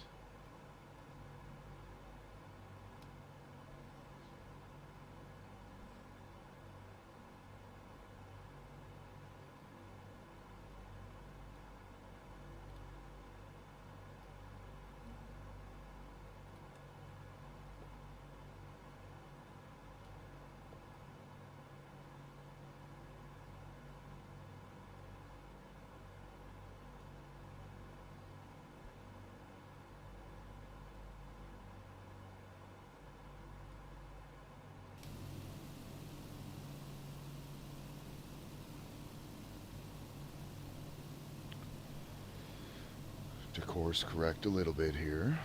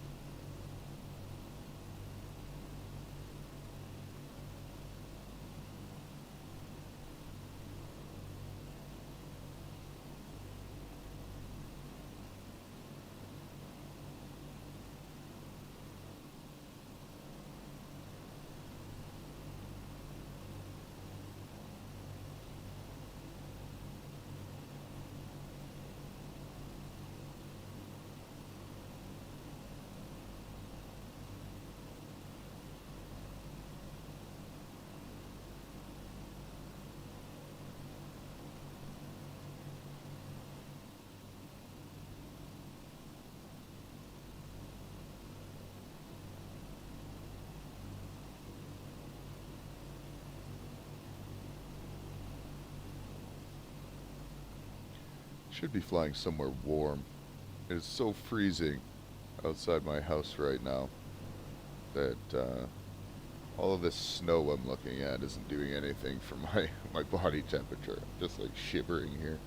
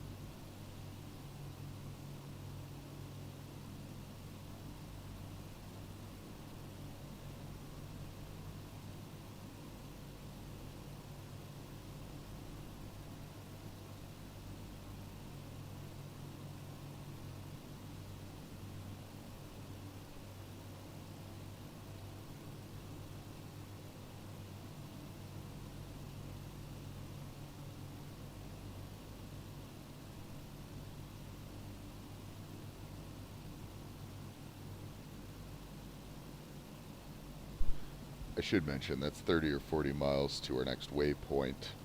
Anchorage is an additional 117 miles from that, so we're realistically looking at 40 minutes or so, which may kill me. I may need a break, just a quick one.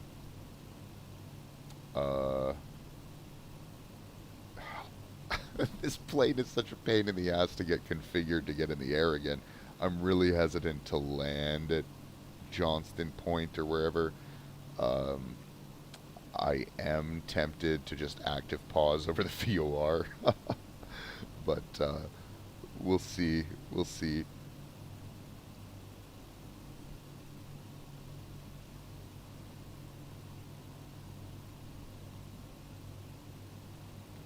I'm not a seasoned streamer by any means. I hit my 2 hour mark and I'm pretty much ready for a break. Just like 15 minutes, something like that. Nip out for a smoke, get a drink, that kind of stuff.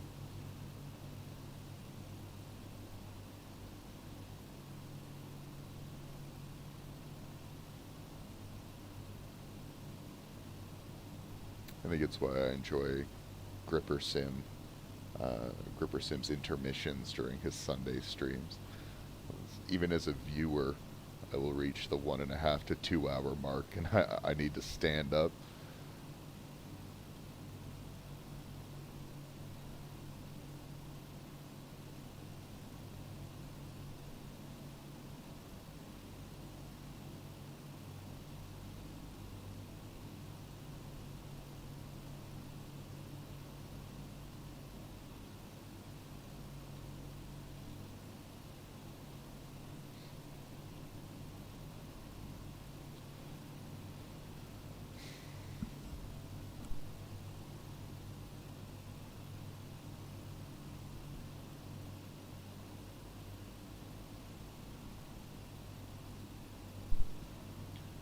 Gonna join the Discord voice channel, see if we can entice some early risers to shoot the shit with me, keep me awake.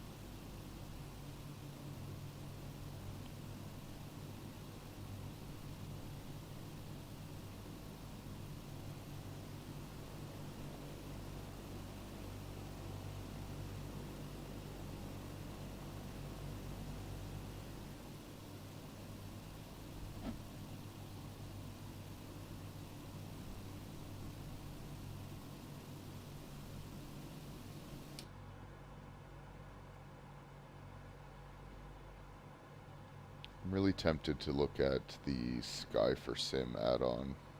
Um,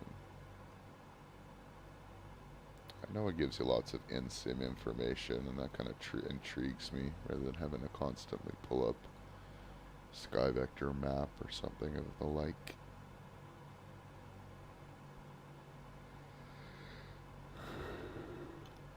Ugh.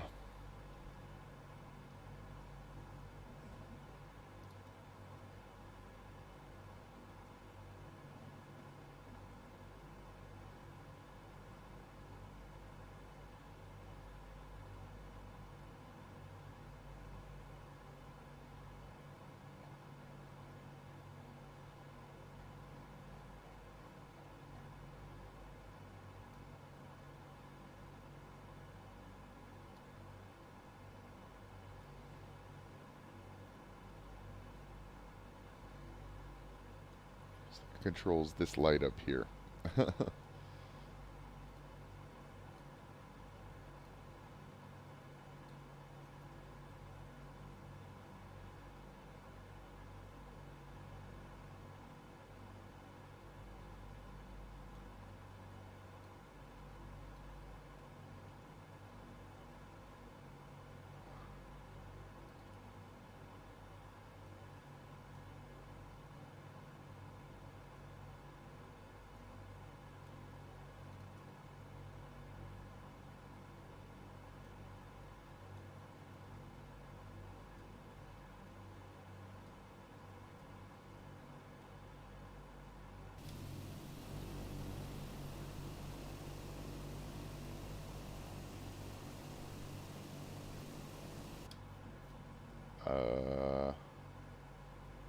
I know the wipers work.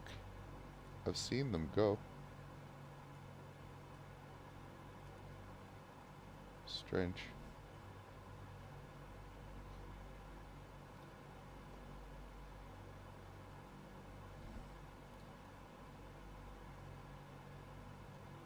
Still just waiting for this flag to flip over to from.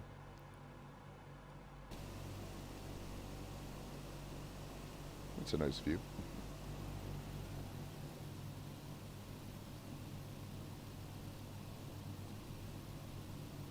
We're losing heading a bit. Cool. Yeah, the sim's really awesome for things like that. It should connect right back immediately, like I'm obviously still online.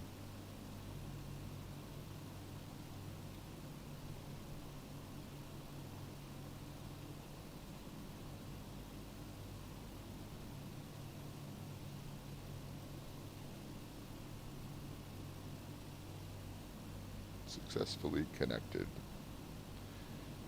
Microsoft being Microsoft.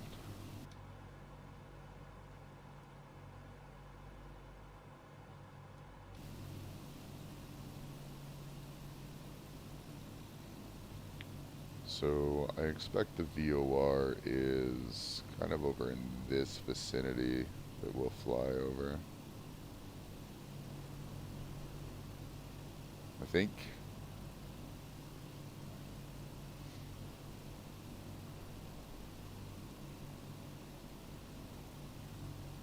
Maybe further up here.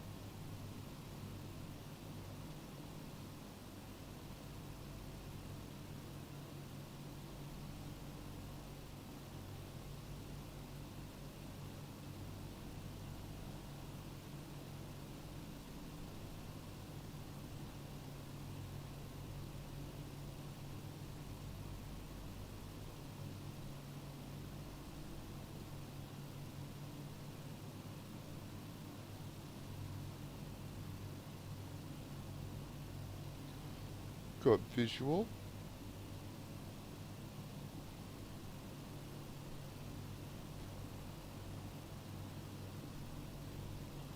We got tangos. Tango down.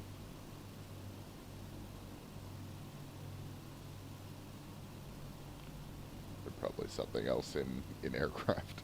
Bogies? Is it a bogey? Bandit?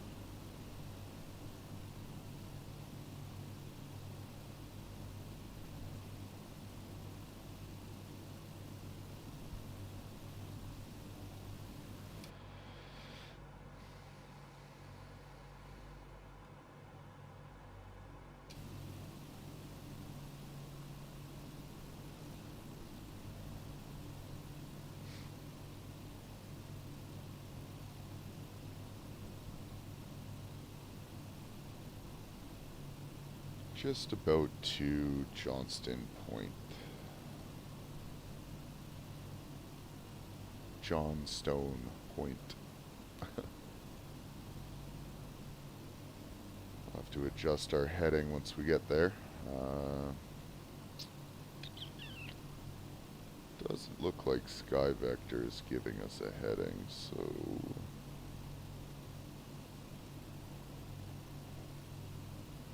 286, something like that. 286.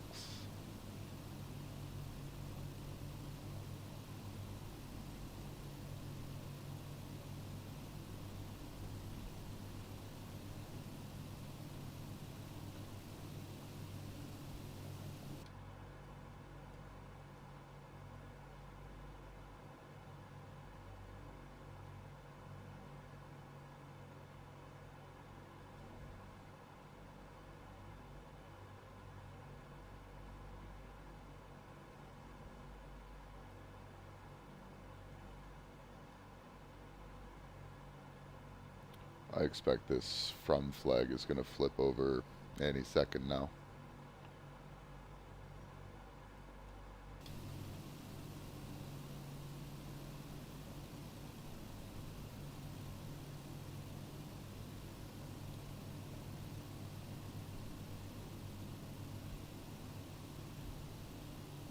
You know what, I might be a little bit early. If we look at SkyVector, I believe we're kind of passing through this area right here.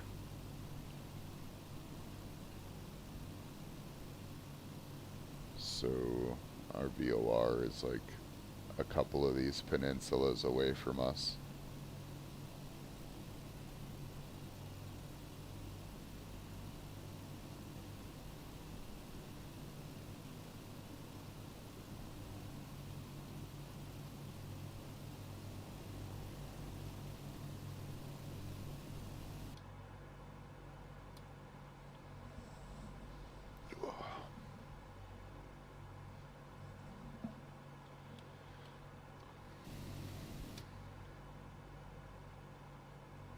Correct my heading a little bit.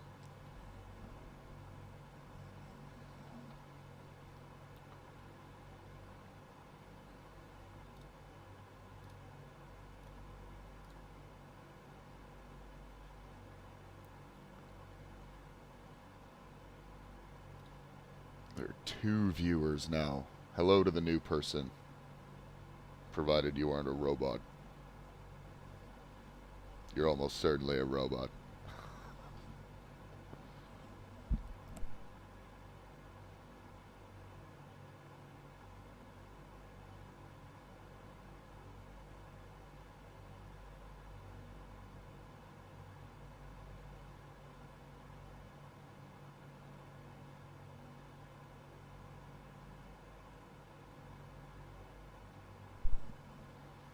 Can see here the position of the VOR relative to my heading.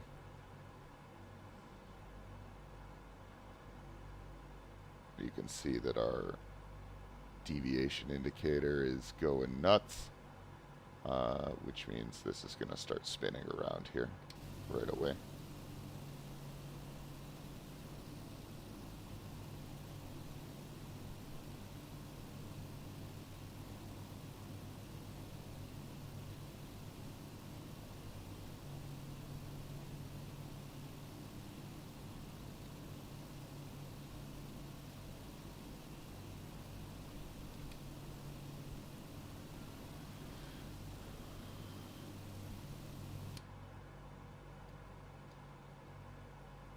Wait for it.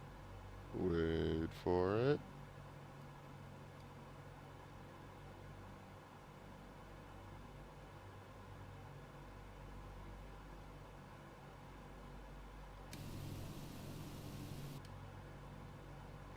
You're ruining my build-up.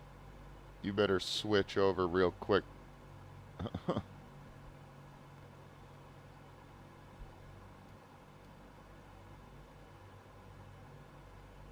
We can see this needle is starting to swing, so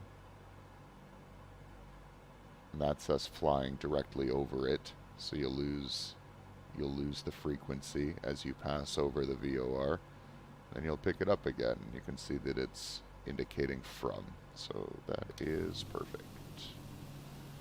What did we say our heading was? 28 something?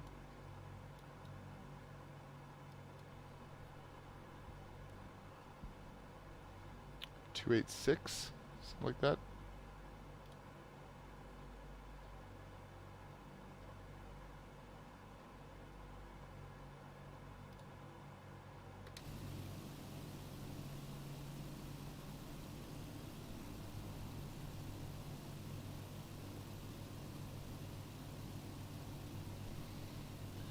We're not going to worry about a break.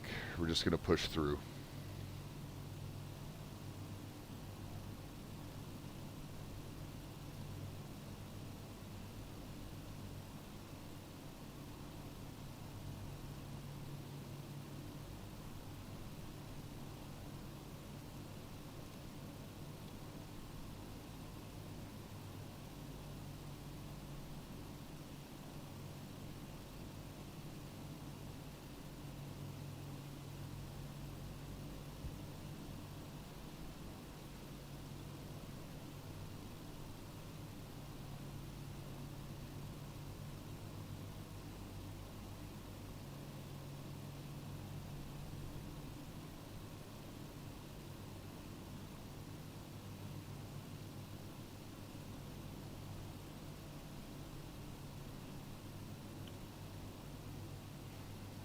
I'm trying to remember my approach math for the DC-6. I think it's 5 miles per minute, and you have to descend at 1,000 feet per minute. So I need to 14 times 5 is 50, 70 minutes. So that basically means start my descent now. No. Look, I'm not going to pretend that I paid very close attention to that part of the tutorial, but we're going to assume that we're pretty close to having to start our descent here. Maybe it's 70 miles.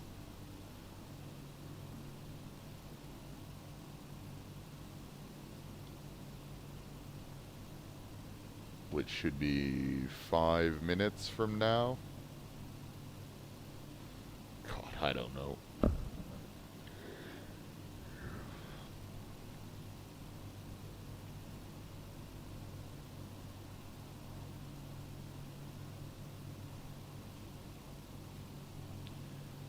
We will likely just take control of the aircraft rather than relying on the automated flight engineer.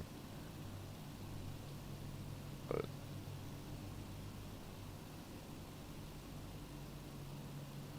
a bit of a flight ahead of us, yeah.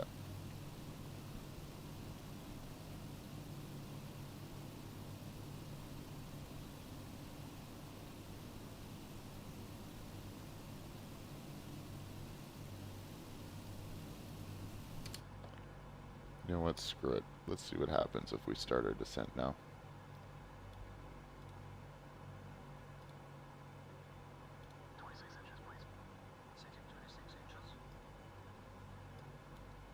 So you basically control your power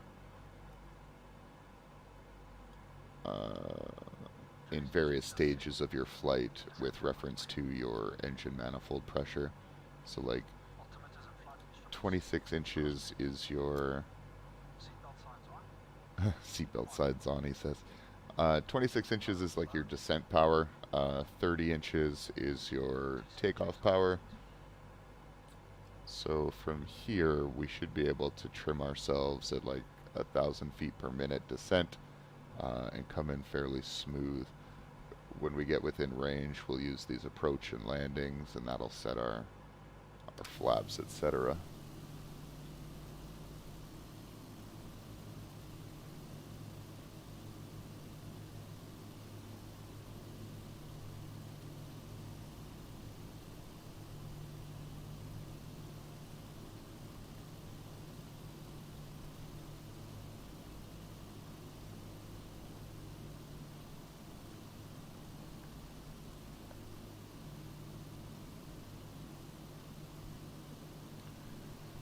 My biggest fear at this point is that we're going to start our descent. We're going to get close to the shore on our way to Anchorage, and then we're going to just be zero visibility.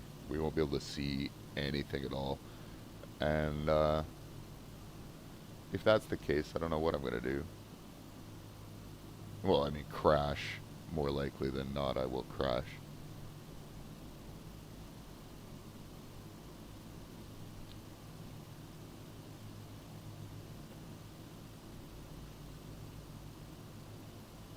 My descent is a little slower than I would expect, but that's okay.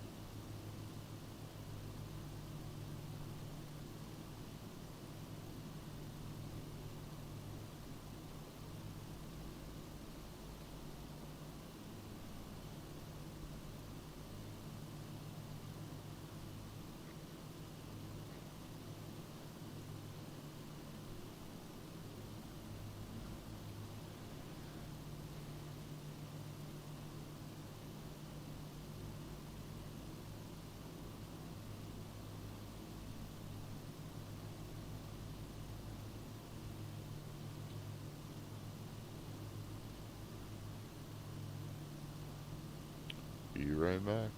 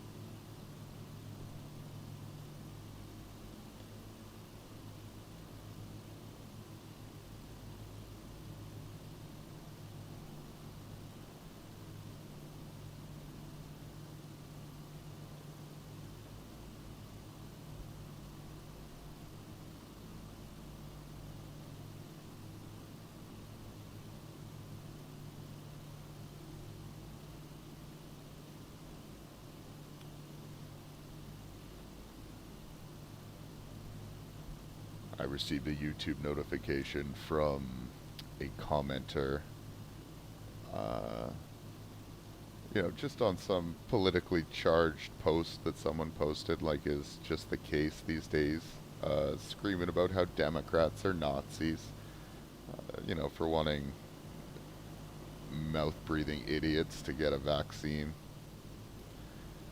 I hate everything that the entire fucking world has become. I am full-blown hermit mode, and the further I am from pretty much everyone, the happier I am.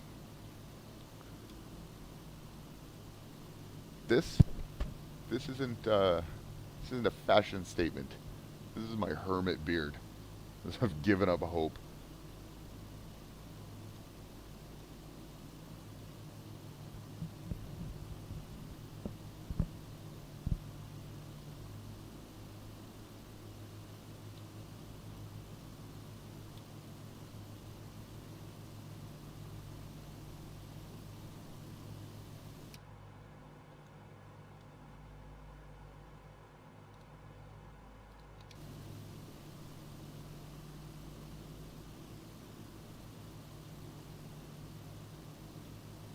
Just gonna take manual control here for a minute because I genuinely fear a constant descent when I've got all these clouds just intermixed with the mountains.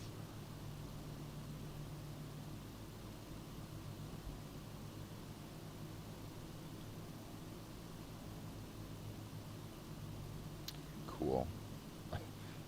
I take control, I set my throttle, and my vertical speed immediately goes to the moon.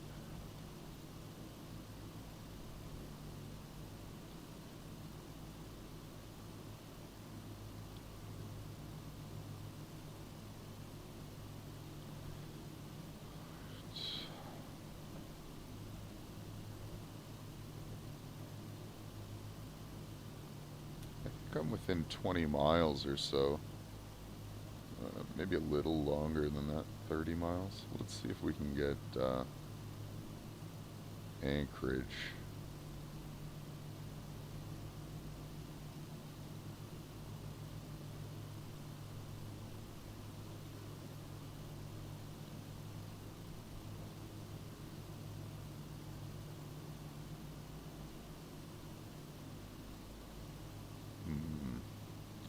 We're looking for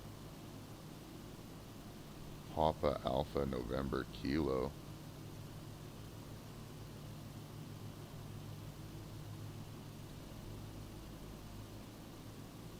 Or sorry, Papa Alpha November Charlie, not Kilo.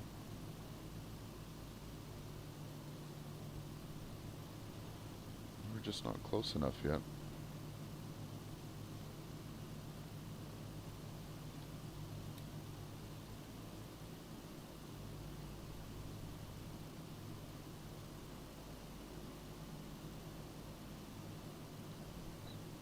Clouds are fairly gorgeous, albeit foreboding.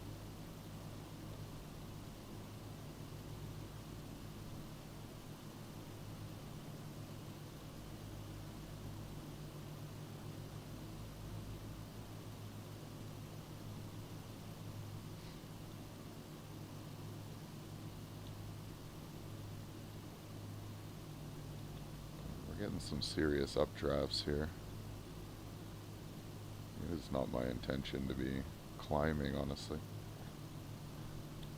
Although taking a look at those mountains in front of me, it's probably not a bad idea to keep some level altitude for a bit here.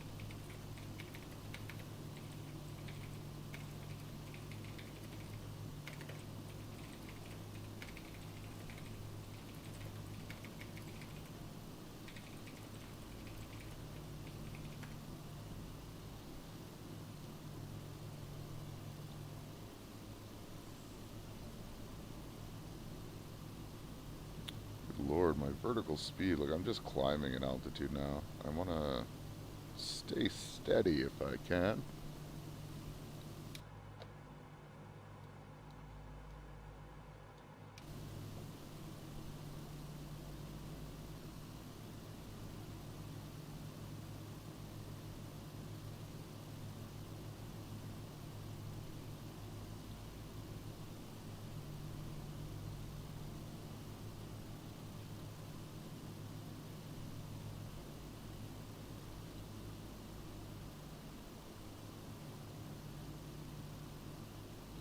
convinced this is loading anything.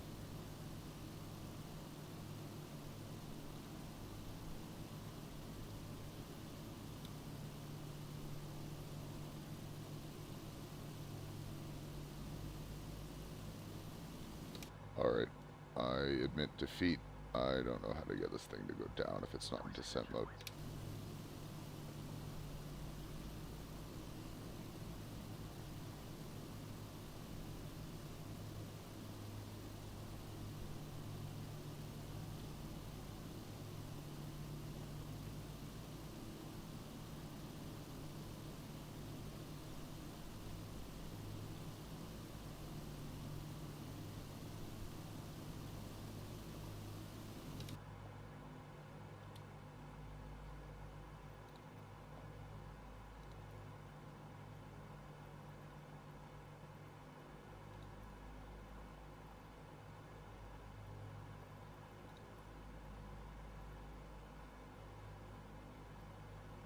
Birchwood, that's one that I actually recognize.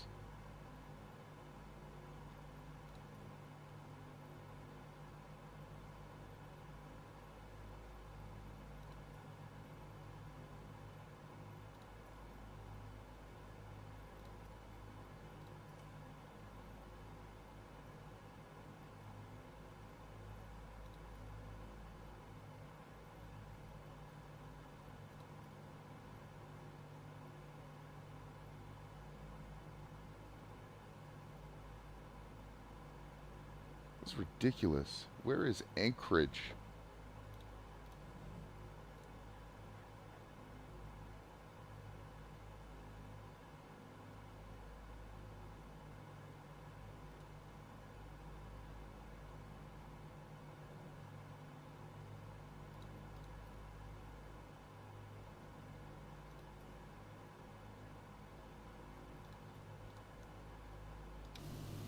We're way off course now. I was super distracted.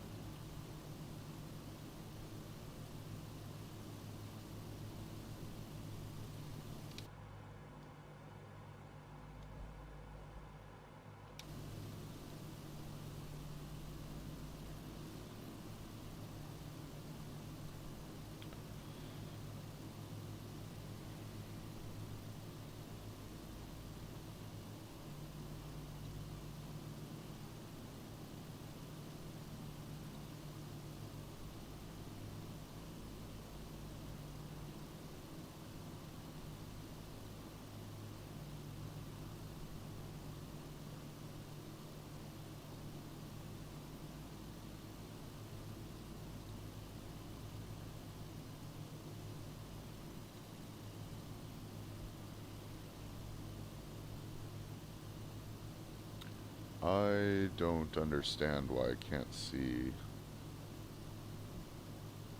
the Anchorage airport on my ATC list.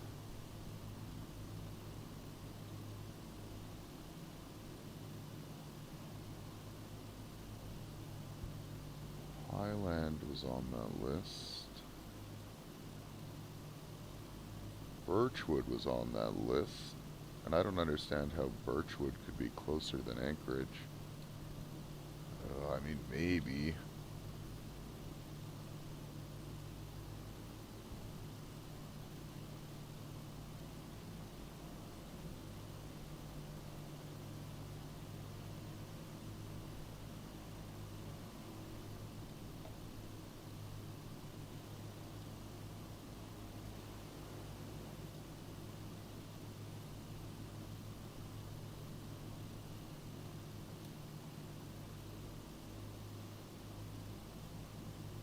Be an interesting approach through all these clouds, methinks.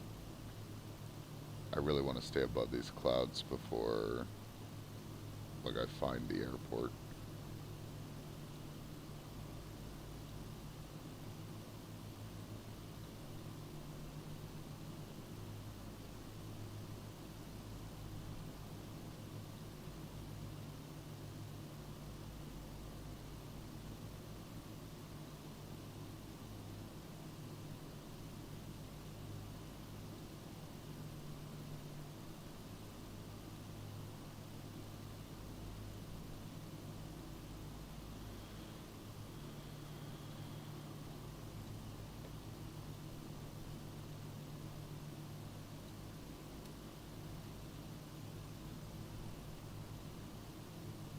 there's highland, and that should be,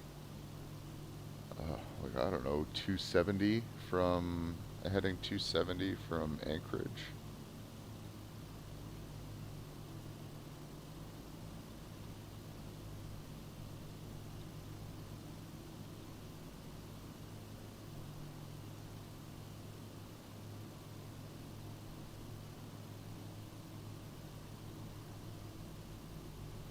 Oh man, this is so infuriating.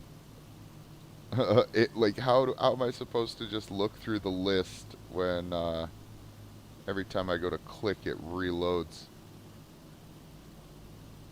just like that? Oh my fucking god.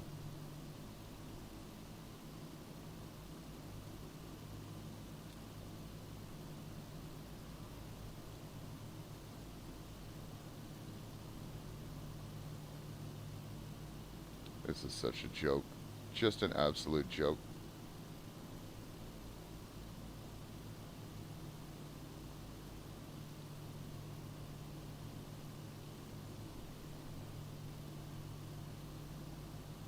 Just waiting to hit a fucking mountain while I figure out the goddamn ATC in this place.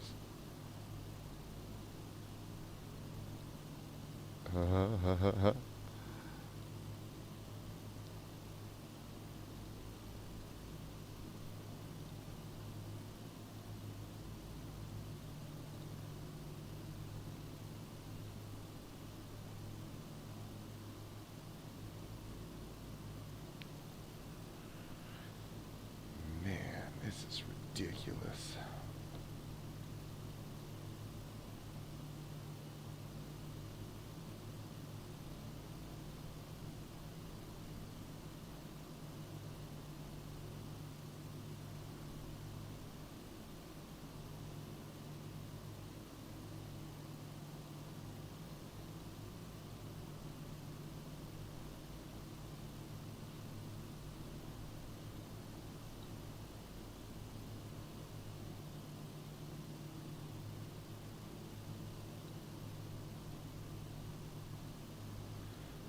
Well, I don't really have an answer for why Anchorage doesn't show up on ATC. So, I guess we're just going to leave it at that. Fucking what a mess. We will wait until we pass over the VOR. We'll adjust our heading, and we'll hope, I guess. Well,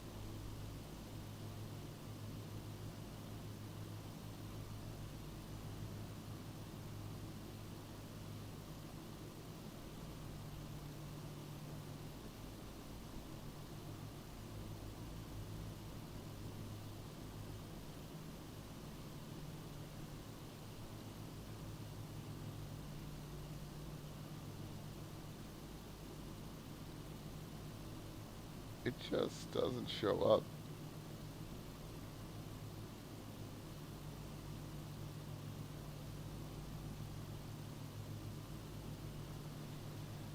Hmm.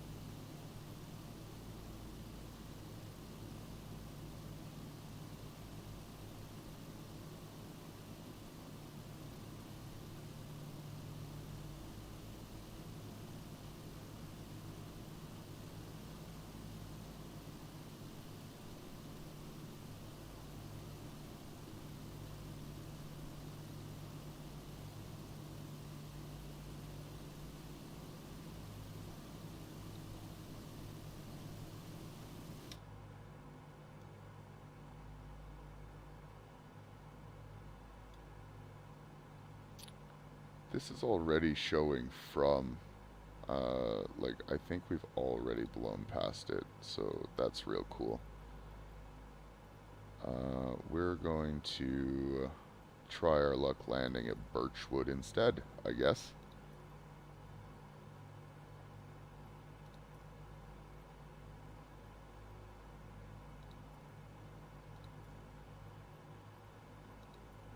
Papa Alpha Bravo Victor, traffic EQS 0425 miles southeast, 9,700 feet inbound to land, runway 20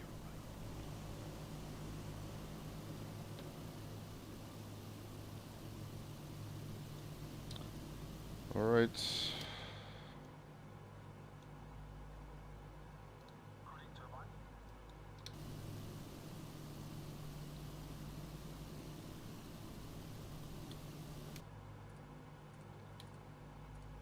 On low. Fuel tank selectors. Main is on, crossfeed off. Hydraulic bypass valve. Down. No smoking signs. On.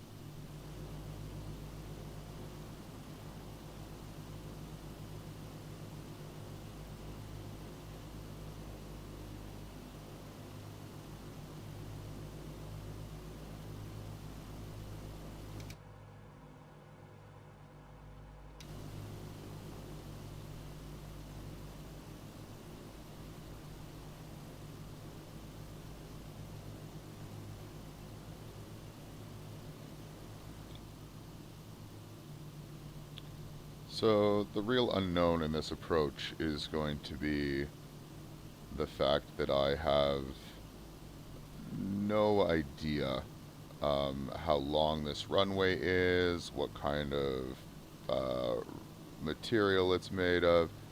This is going to be a complete shot in the dark as to whether or not I am even capable of successfully stopping this plane. So we're all just going to keep that in mind as I attempt to put this down in the wrong airport because Microsoft Sim is an insufferable pile of crap. Okay? Alright.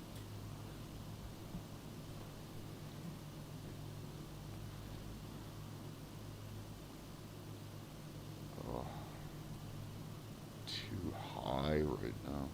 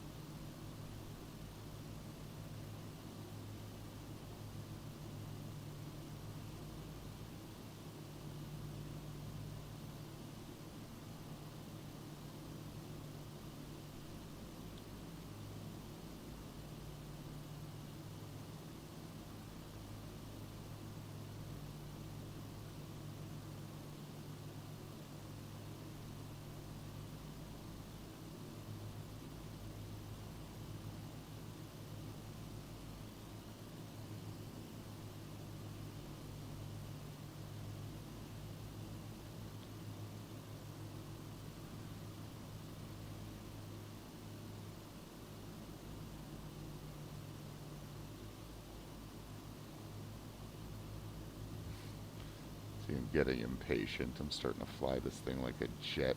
and that's not good.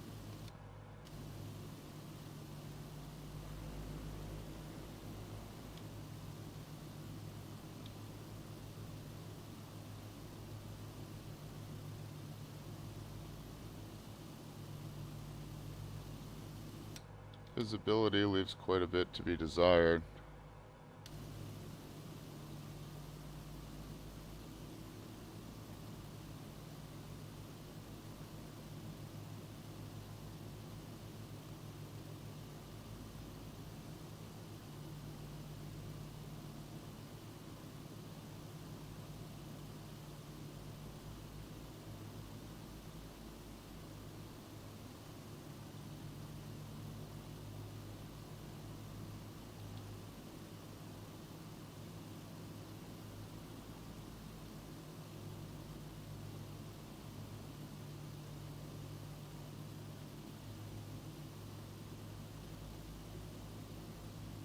There we go.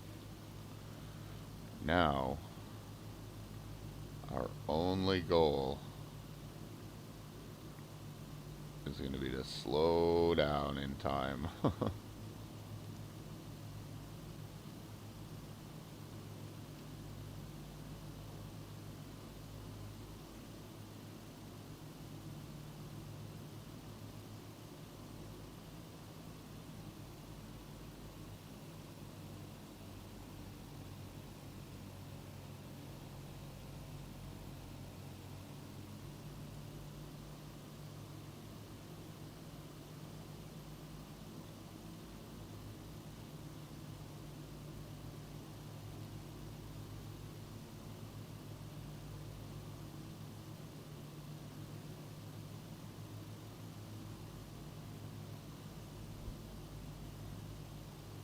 Looking good.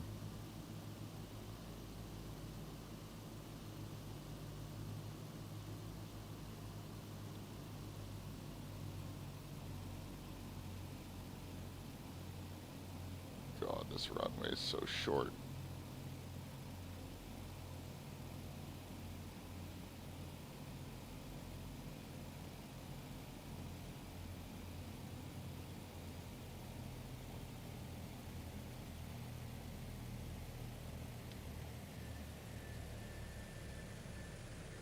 Oh, I feathered that. That was glorious.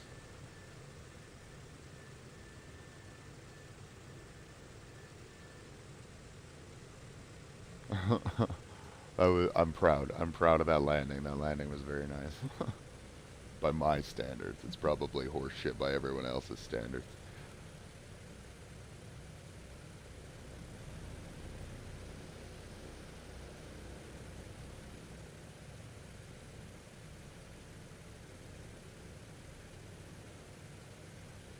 And that was our flight.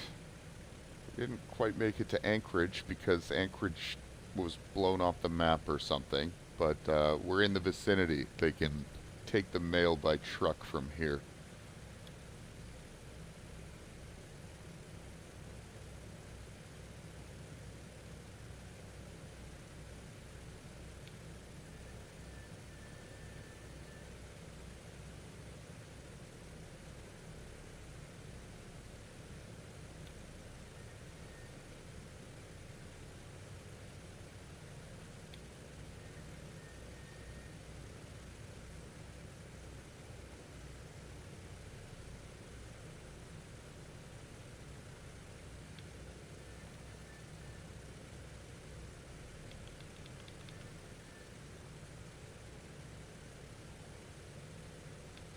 Oh, we're Tokyo drifting.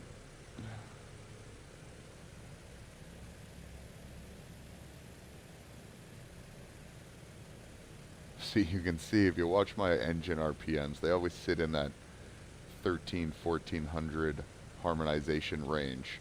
So if I had my engine damage on this aircraft, I almost certainly would have blown my engines at some point. It's just the nature of being bad at flight sims.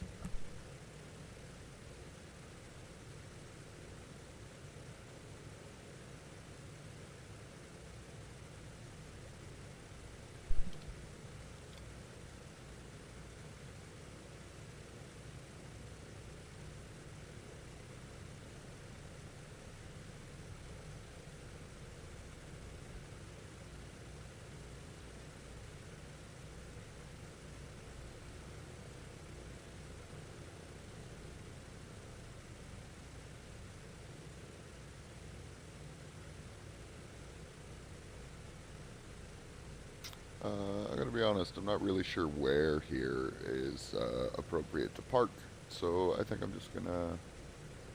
Oh, there we go. There's some markings.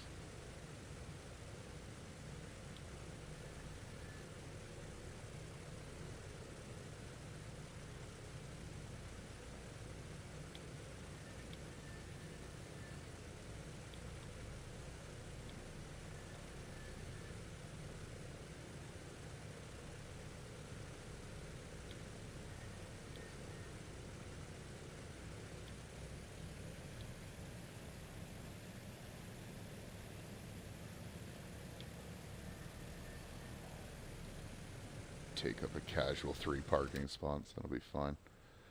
Look, we're all iced up again already now that we're on the ground. Very cool.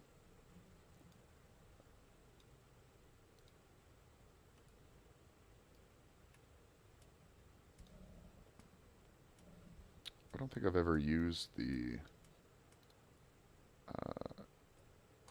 After landing checks complete. after landing and parking checks with this.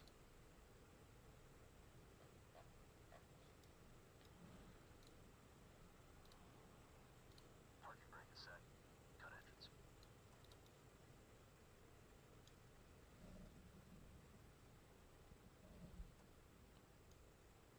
I wonder if he'll cut engines in such a way that ends my flight automatically.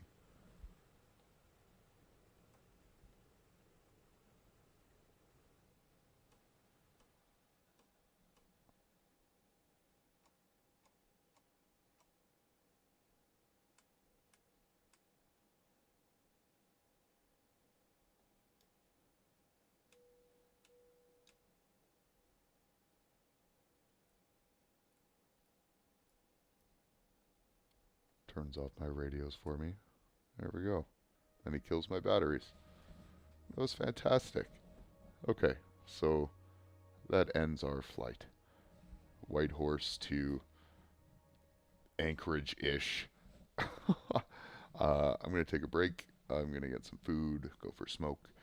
Um, I might come back to stream some more, but I don't really know where or what my intentions will be yet.